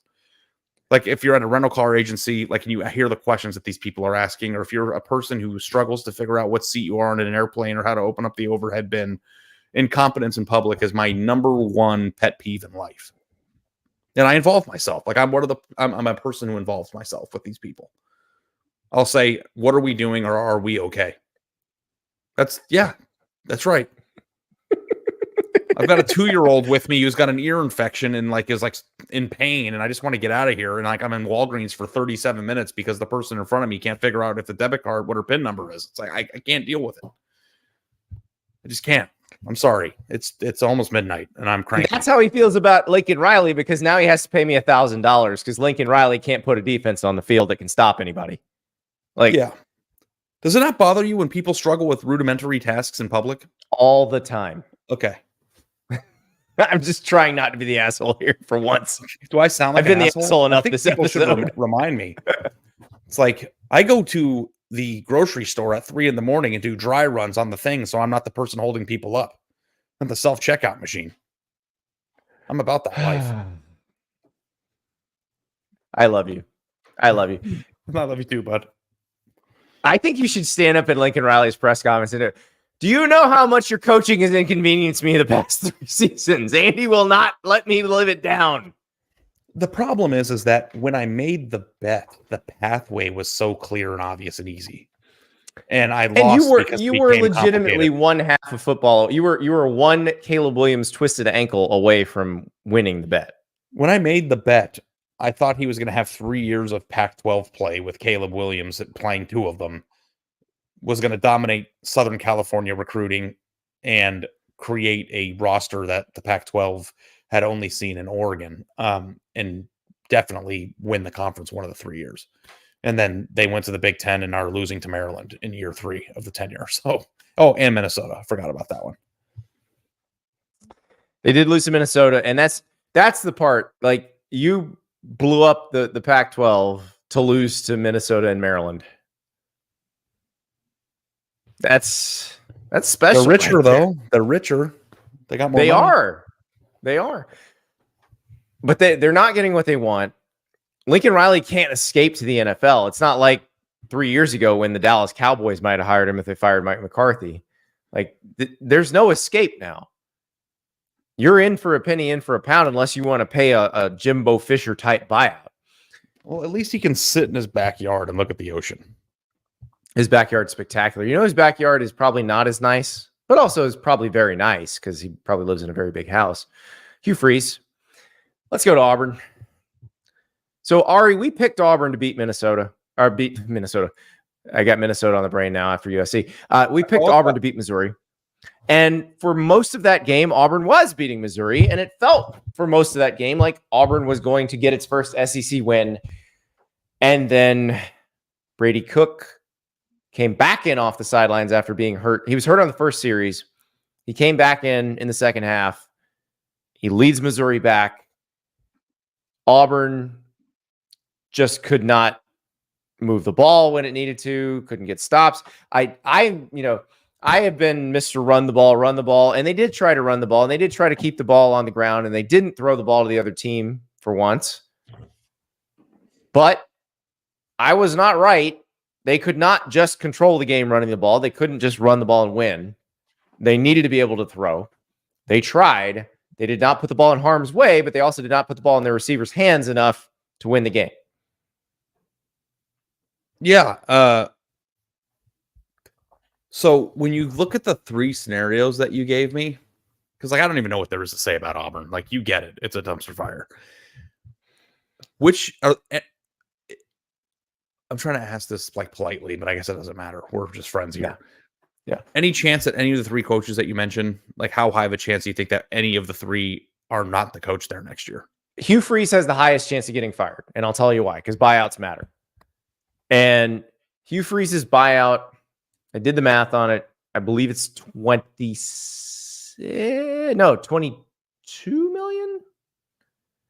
But it's also spread out evenly over the length of the remainder of the contract, as opposed to everybody else's where it's either larger or there's a large upfront. Like if Florida decides to fire Billy Napier, which is a $26 million buyout, half of that is due within 60 days.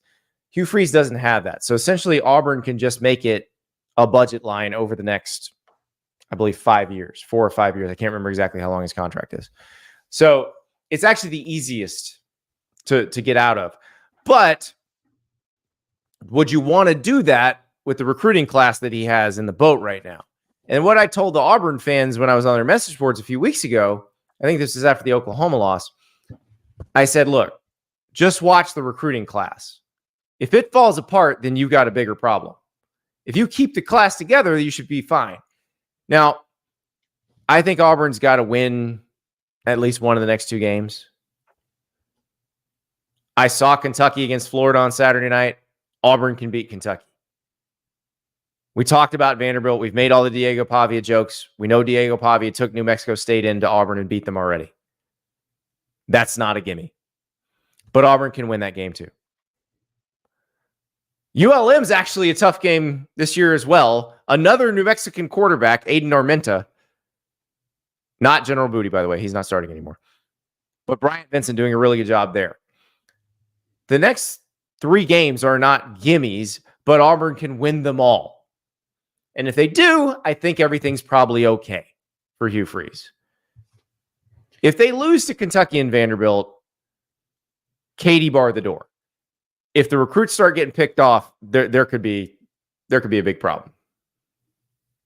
Yeah, I mean, he's got one pretty important one, but that doesn't move. It's not just Deuce Knight. I mean, because the Napier thing, like Lagway was obviously very important. DJ Lagway, who we'll talk about later, but the top of their class got strip mined at Florida last year. They kept DJ, but the rest of the better part of the class got strip mined, some by Auburn actually. And so Auburn's going to have to work to protect those commits, get those guys in the boat, make sure they sign. If they do, I think they're going to be okay long term.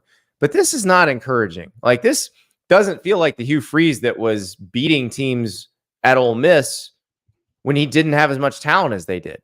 He's now playing teams where I feel like he's got equal talent and occasionally more talent, and they're losing. Yeah. It's a rough deal there. Which coach of the three do you think is most deserving of being fired? I think it's a tie between the guy who left Oklahoma and the guy who replaced him, because neither one are doing the things that they were hired to do. And they know that.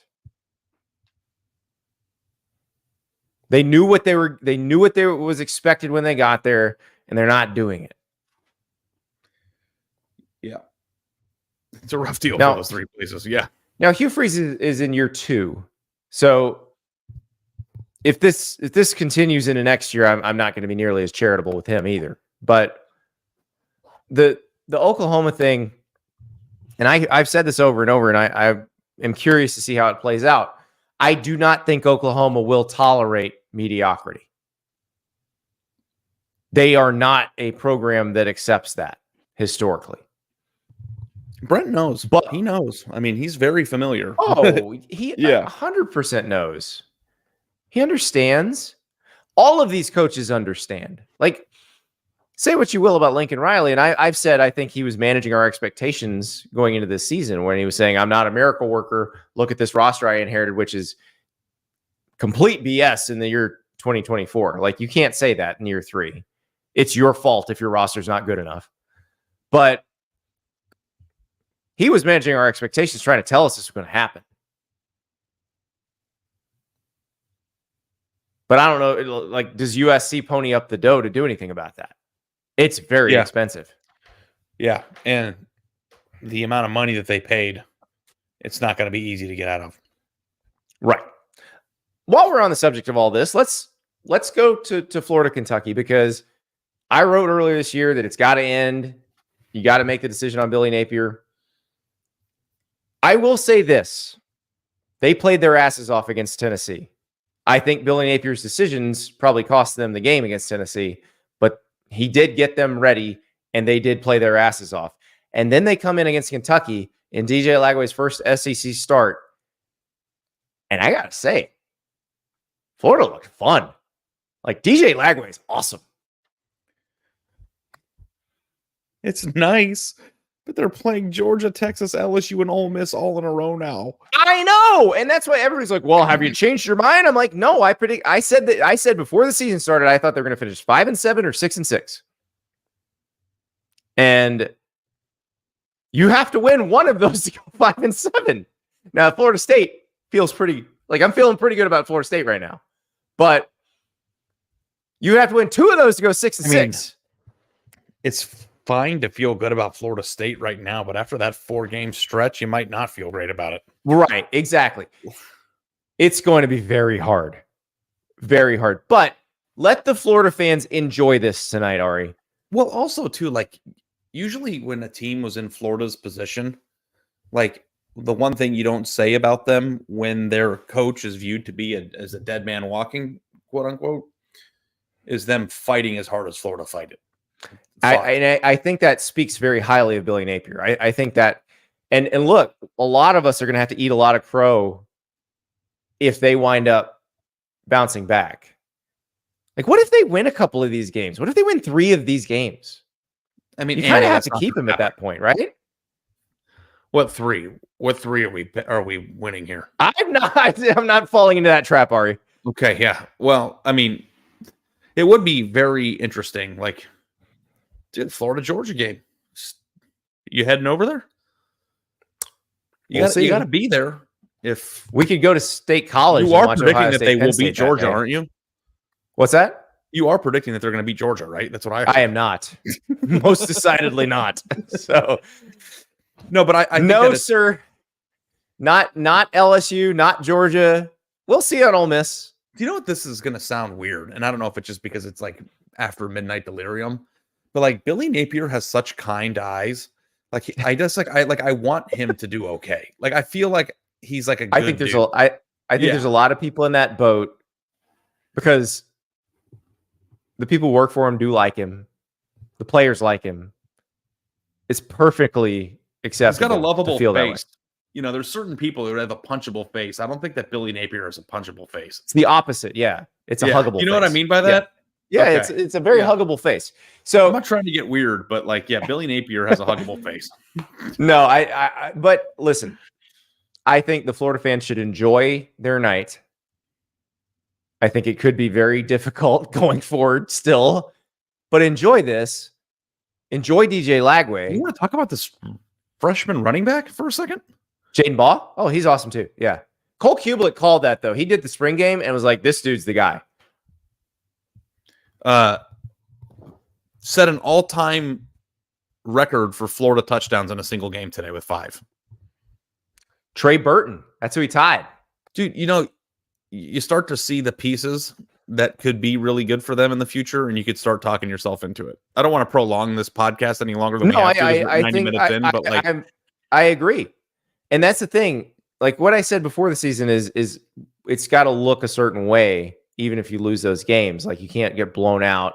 Are you competitive? Like what if they're competitive against Georgia and Texas and lose, and competitive against LSU and lose? Like that's the conversation you can have. I'm gonna look really stupid because I already said you got to fire the guy. And I've said the decision's been made, and I think it has been made, but also know that the same emotional people who say, I'm going to stop writing checks to you if you keep this guy can have the same emotions go in reverse if the team gets better. And I will say, watching DJ Lagway hit receivers in stride, because you and I watch a lot of quarterbacks who can't hit receivers in stride. And you haven't seen a lot of that at Florida. Really, well, Kyle Trask did. But it's pretty different. So maybe. I'm going to say maybe out there. I'm going to say maybe I'm going to look like a dumbass, and that's okay. Because I don't want to see people get fired anyway. So, but Ari, you know how I feel about the rest of the schedule. It is very difficult. I am still not very optimistic. That said, let them have their night. Kentucky fans, I'm just sorry. You have a very weird team. I don't know what to say. It's a very strange team. And I don't know where you go from here, because this was the one you were hanging your hat on. Like Mark Stoops seemed to be able to beat Billy Napier in these styles make fight situations. So now you have Hugh Freeze. And Ari, can I say, like, if I had to predict what the On3 various team site message boards will look like next week, one of Kentucky Sports Radio or Auburn Live is going to be in complete and utter meltdown, in shambles this time next week. That's a layup. More so than anywhere else. Like, if you want to go, although I will say one of the Auburn Live thread titles after the Missouri game, was Harsin a better coach than Freeze? That's where they're at. I saw that. So message for geniuses, right? I saw that. Yeah. So that's where they're at. I think the Kentucky fans are they were out on Stoops after the South Carolina game. They were back in after the Ole Miss game. Way back out again after Vandy, and now after this, way out. So the Stoops flirtation with Texas A&M is going to, I think, erode things. But I don't know how long that takes. Because it's another situation where, from a money standpoint, I mean, he's not going anywhere. Nobody's doing anything. But it's not a pleasant situation.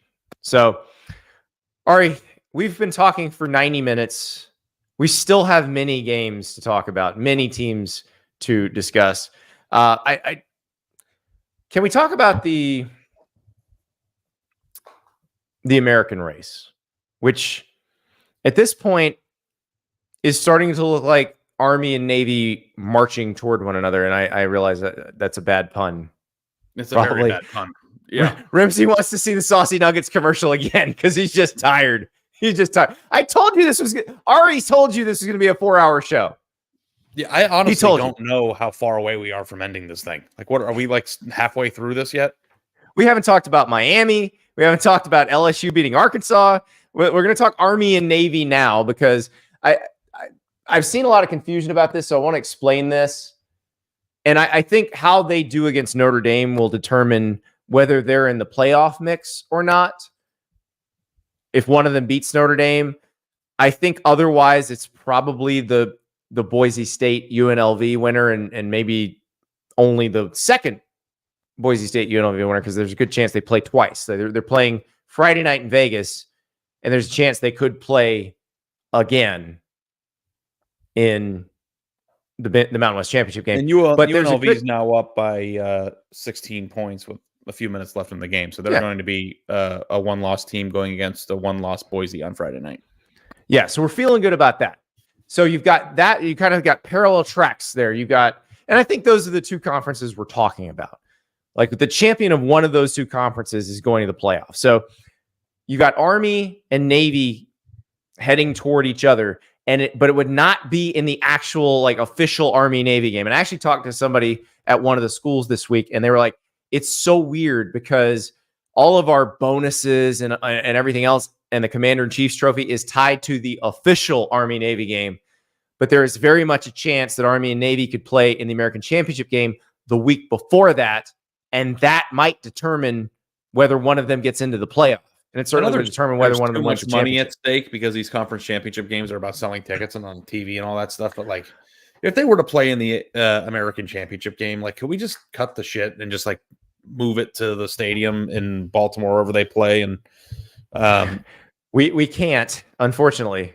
So I just wish. Sorry, I guess my camera died. I don't know why, but I just wish that we could capture the magic of the Army-Navy game, Andy, while also having a playoff spot on the line. Like, is it right? Because when they play it again after the one that determines who goes to the playoff, it's going to be anticlimactic.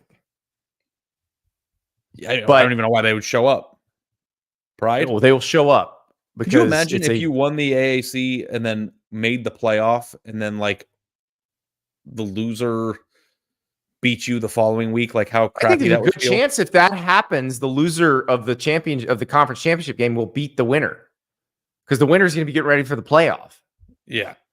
So Army crushes East Carolina. Bryson Daly, the quarterback for Army, threw for a touchdown and ran for 5 more. He had 31 carries for 171 yards. Kanye Udo had 19 carries for 102 yards. It was basically a name your score situation. Navy also basically had a name your score situation against Charlotte. It was 51-17. Could have been worse. Navy's defense was turning them over like crazy. It's going to be so much fun if this comes to pass. But now Navy plays Notre Dame. Navy and Notre Dame play at MetLife Stadium. That's the game, I think, that will determine, and then Army plays Notre Dame later. Those two games will determine whether those two teams are considered for the playoff or not. That game is next week, noon Eastern, MetLife Stadium.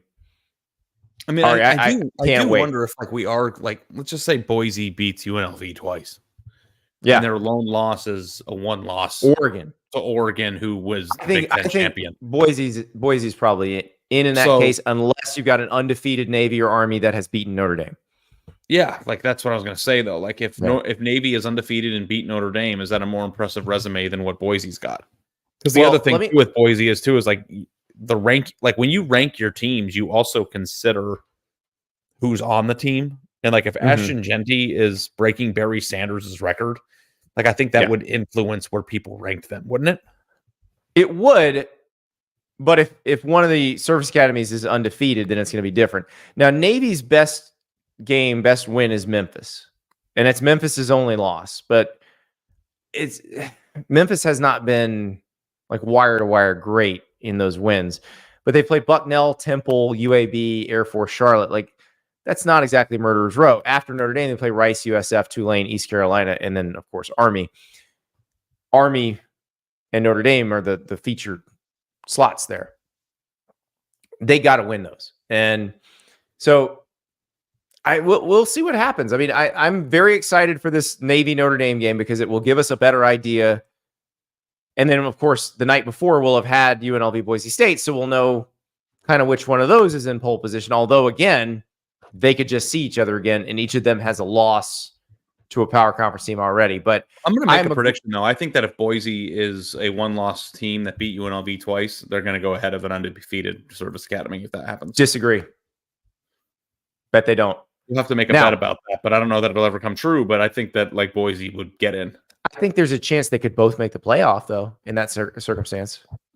Yeah, I think that like the ACC and the Big 12 would have to help them out there and make sure that there's no 2 qualified candidates.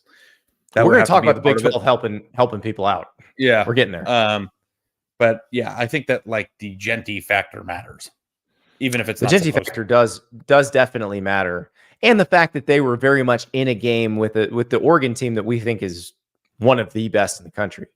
Yeah, in Eugene. I think that's like proof of like if Oregon is the Big Ten champion and Boise's only loss is a 1 or 2 point loss in the final seconds against Oregon, that almost feels like a quality win that Navy or Army wouldn't have. We got to be careful with the quality losses. People don't like us talking about quality losses. I'm just saying.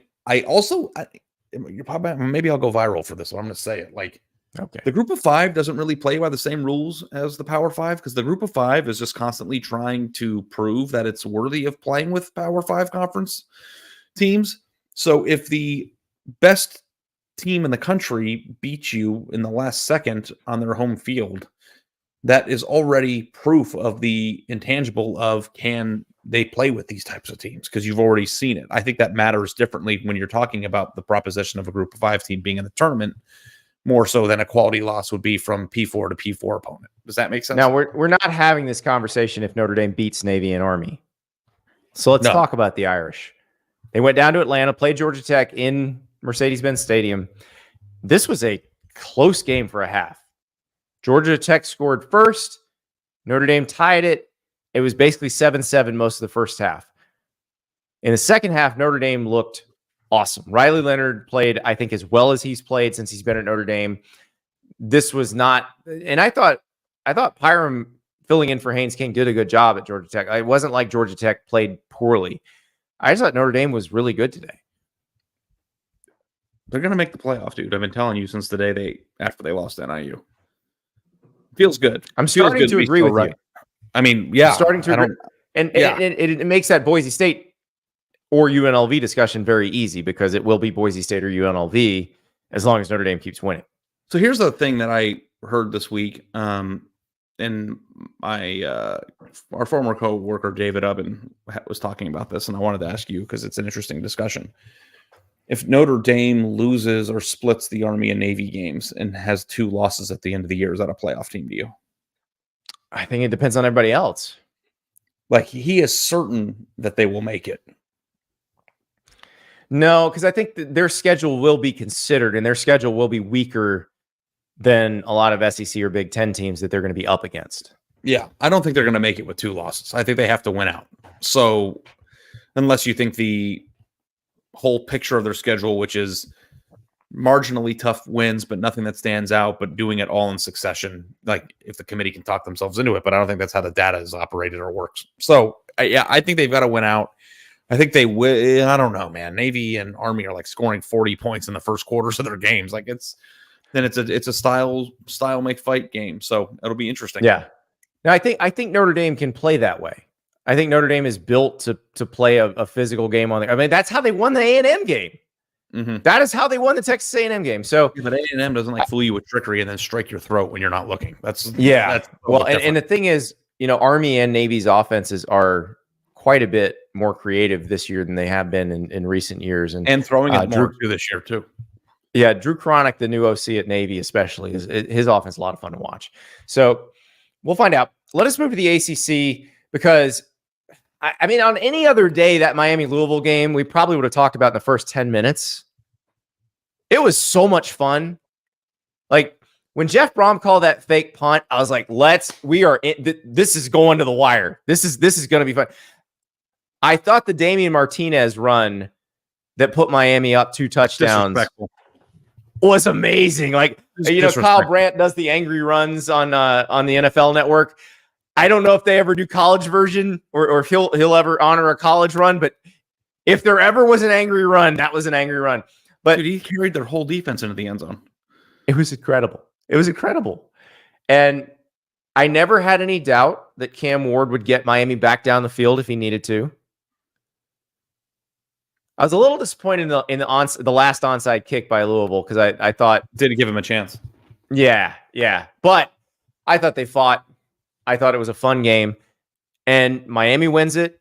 Now, look, Miami and Clemson feel like they're on a very definite collision course to play in Charlotte. The thing is, I think if they both keep winning, they're playing for the bye in Charlotte. I think they're both getting in. All right, I'll give you some 1 hour and 45 minutes into the show takes. One, I think that is possible, and I'll listen to an argument if you want to say that Miami has the best offense in college football. That's a take. I don't necessarily like. That's not a wild statement to me, because like I said, when Cam Ward got back onto the field, my first thought is, oh, it's fine. Like every time Louisville would tie the game, it's like, oh, Cam Ward's gonna lead them down the field. They're gonna score again. Like no problem. Okay, so everybody's just accepting it. I don't know if they're the best offense in the country, but they're among the best offenses in the country. They have a very good offensive line. There was a 4th down play, and I texted you. I can't remember when it was in the game. It was very early in the game. I texted you like that was an I have a great offensive line. Go for it on 4th down for Mario Cristobal. They don't have a weakness. They've got great receivers. They've got a great offensive line. Their running back can carry a defense into the end zone, and their quarterback's a Heisman finalist probably. So they can score on anybody. Now, the second take is that I think that their defense is going to cost them a game that happens before the ACC championship, which is going to set up a do or die situation. A do or die situation for them in Charlotte. Yeah, because like Notre Dame, we're going to talk about their schedule. If they're going undefeated is really, really hard.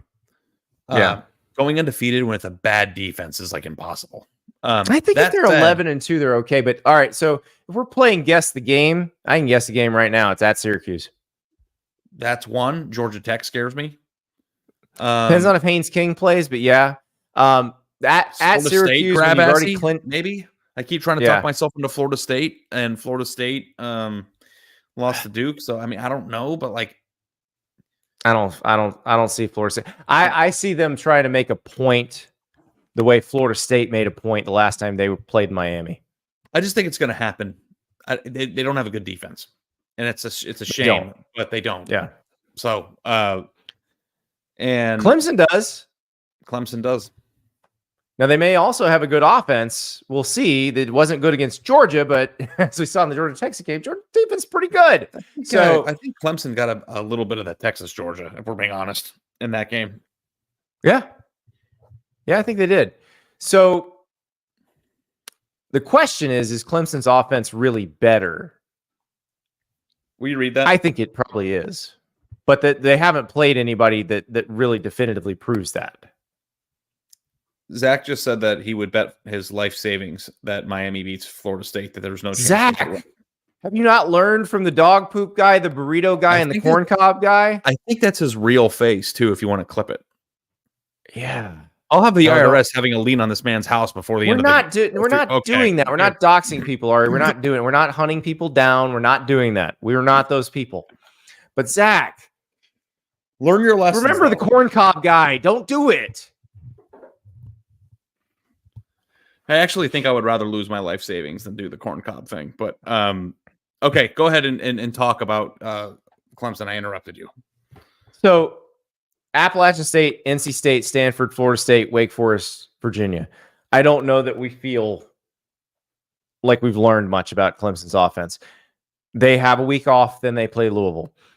I'm kind of excited for that one. That's at Clemson. We know Jeff Brom's going to make it fun. We know he'll pull out all the stops. That's the one they got to get over. And of course, then they're at Pitt, or they're at Virginia Tech at Pitt. I think at Pitt is the other one that you want to kind of look at. But maybe Virginia Tech's starting to figure some stuff out too. They had a really impressive. That's true. Virginia Tech looked like a wagon against Boston College on Thursday. So yeah, Clemson is going to be challenged more than Miami is down the stretch.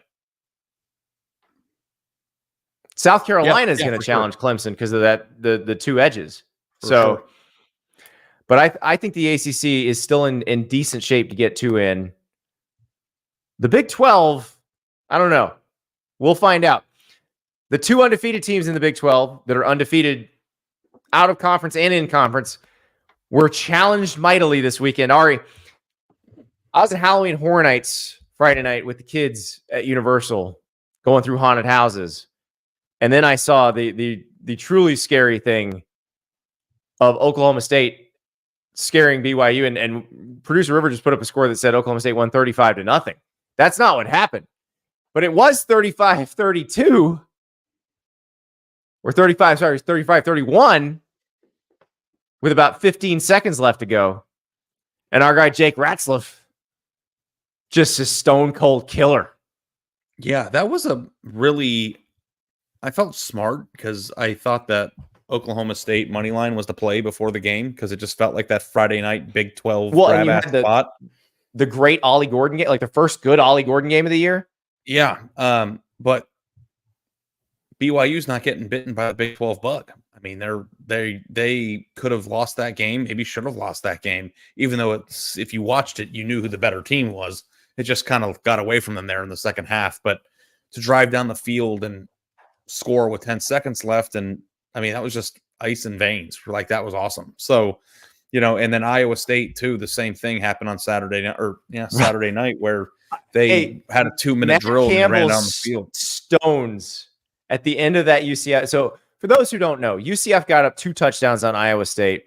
There was a pick six. There was another pick six that the guy dropped the ball ahead of the goal line. And UCF just punched it in. So really, Iowa State threw 2 interceptions that turned into UCF touchdowns. Iowa State was down 2 TDs. They came back.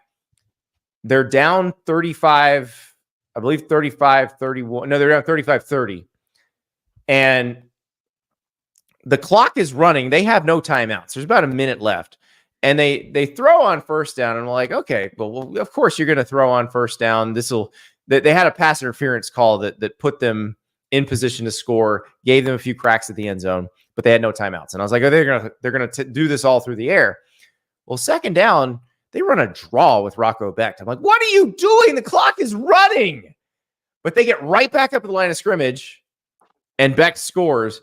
And it's like, oh, they knew all along what they were doing. Like, Matt Campbell did not forget how to coach when Brock Purdy left. Like, Ari, do you remember, wasn't it Ohio U that they lost to last year, where the Iowa State fans trying to fight Matt Campbell after the game? Like, yeah, look at how far they've come since then.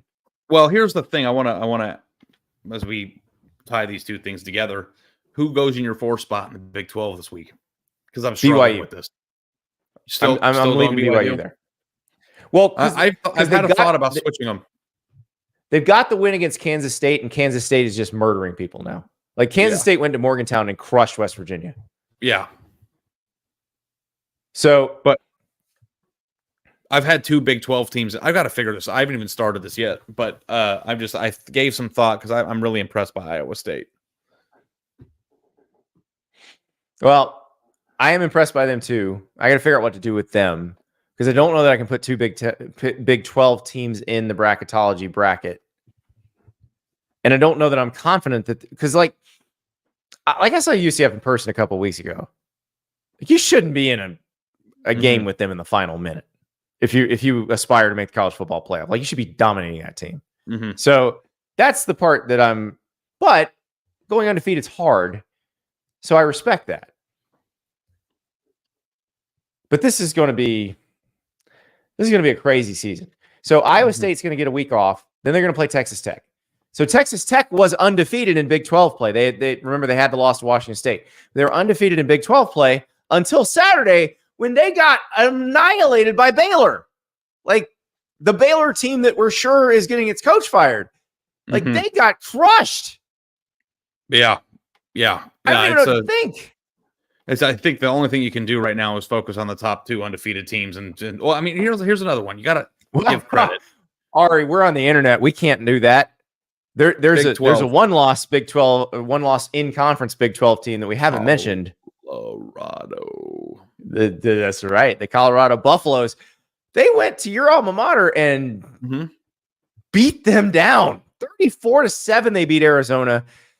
Colorado's defense is good. Can I just say they're good? I think we have to get to the point now where, like, Colorado needs to start, like, getting talked about. Like, Deion's doing a very good job with right. the team.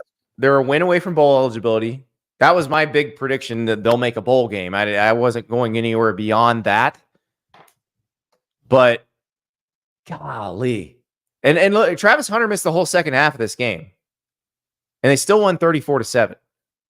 So they have become a more complete team than I think you or I ever imagined they would.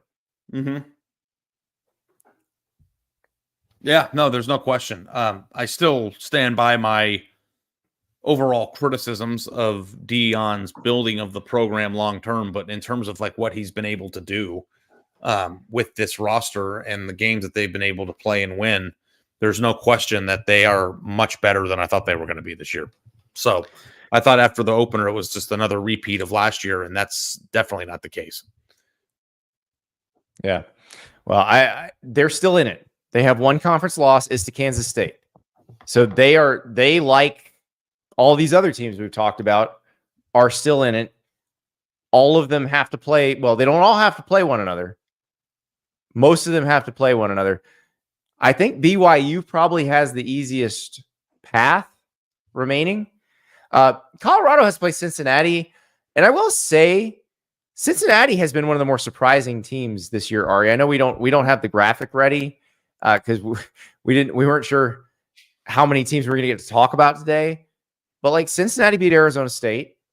Brendan Sorsby, the former Indiana quarterback, has played very well for them. And I mean, I really don't know.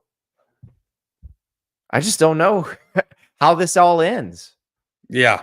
It is kind of good, though, that we have Colorado to watch because they're just an entertaining team. Their personalities are entertaining and their offense is exciting and they've got a good pass rush. So, the Big 12 was always going to be the craziest conference. I just don't know if we can get to a point where we have 2 in right now, but I had 2 in last week. Do we think we can stall until we find out if Oregon State can come back on UNLV, or at least send it to overtime? I mean, if you want to be here all night, let's do it. They're down 8. They have the ball at the UNLV 21. It's 2nd and 8 with 48 seconds left. It's just amazing. Yeah. I'm watching it over here. If UNLV loses, that would be kind of annoying because I was hoping for Friday night to be awesome. But Friday night can still be awesome, but it does make it where probably Boise State needs to win that. Yeah. But again, this isn't a conference game. I know. I just don't want them to have 2 non-conference losses going into the Boise game. I want there to be hype for it. Well, I think there's going to be hype anyway. Because I also, really do actually want to see. If UNLV loses tonight and then beats Boise twice, then there's an undefeated and that's the academy. The other part of it is that they probably will play Boise State twice. Ari, by the way, we are almost at the 2-hour mark. This is easily the longest show we've ever done. Yeah. All of you who are still hanging in with us, we love you. Thank you so much. By the way, we haven't been doing this, and we need to start doing this. Sunday mornings, I do want you to, if you are listening to this in podcast form on Sunday morning, please tell me what you're cooking for breakfast. Just hit me up on Twitter and tell me what you're cooking. That was, on the old show, that was my favorite part of Sunday mornings, is waking up and people telling me what they were making for breakfast. What we got, Ari? Yeah, we'll still be awake when they're making breakfast at this rate. There's a timeout, or a flag. Oh. Yeah, we're probably 7 minutes of real time before we know what happens in this game. Well, nobody's throwing anything on the field, right? Nobody's throwing anything on the field, but okay. Actually, there's a flag and there's 3 seconds left. So if you want to sing me a song or something, these eyes. How about I talked about Wendy's Nuggs and the Saucy Nuggs flavors that you can get at Wendy's. We didn't talk about the LSU game. If you want to talk about LSU for a few minutes. Oh my God! Go ahead. All right, yes. LSU-Arkansas. LSU came in and dominated Arkansas. I apologize to LSU. I have not been right, I think, on an LSU game this year. I think I picked them to beat USC and they lost. And then I picked Ole Miss to beat them last week, and I picked Arkansas to beat them this week. I am just sorry. I'm going to start picking LSU every week from now on. They have turned into every week until when? Next weekend? No, I actually still feel pretty good about it. I'm saying it's a pretty tough situation next weekend. They're going to Kyle Field. Last play of the game for Oregon State. 1st and goal. Incomplete pass. Are there any People flags on the field? There's no volume, but people seem to be confused about something. But now they're celebrating UNLV. All right, there we go. All right, so LSU's defense played a great game against Arkansas. This was because Arkansas. Look, we saw Arkansas beat Tennessee, and we saw Arkansas play tough against everybody. They were like played A&M really tough. But LSU came in and won this game pretty easily. Like I never felt like they were in a lot of danger in the second half. Yeah, you definitely could have talked yourself into like Arkansas mucking it up at home against an LSU team that's lost to USC. But I think we've probably reached the point in the schedule where we have to stop thinking about like, how many games does a team have to win before you don't hold their opener against them? Like, it's like the same thing with Clemson. Right. It's like, at what point do you move on from that? And it's like, it looks worse and worse and worse every week that they lost to USC, but like, I don't know that LSU that played today would lose to USC. Like, so no. That, I like very much am looking forward to, I don't know what my plans are next weekend or if I'm going somewhere, but like, I'm interested in maybe going to that game. So, I've never been to Kyle Field for a game, and that's going to be a quasi playoff game next week. So I'm thinking about it. So LSU probably has to split A&M and Alabama. Mm-hmm. They don't have to win out. If they're 10-2 with this schedule, they're in. So they've just got to split those. Nothing I saw from Alabama today says that LSU can't beat them. Nothing I've seen from Texas A&M so far this year says that LSU can't beat them.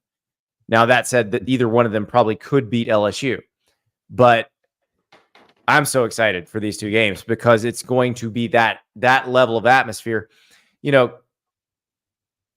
A&M, I don't think it necessarily knocks them out if LSU beats them. Like, if they were to win out, they could still get in. Alabama, however, now if Alabama can play Missouri, like if Missouri beats Alabama, then maybe Alabama's done by the time LSU gets there. But my guess is LSU's gonna be trying to knock Alabama out of the playoff at like once and for all out of the playoff picture.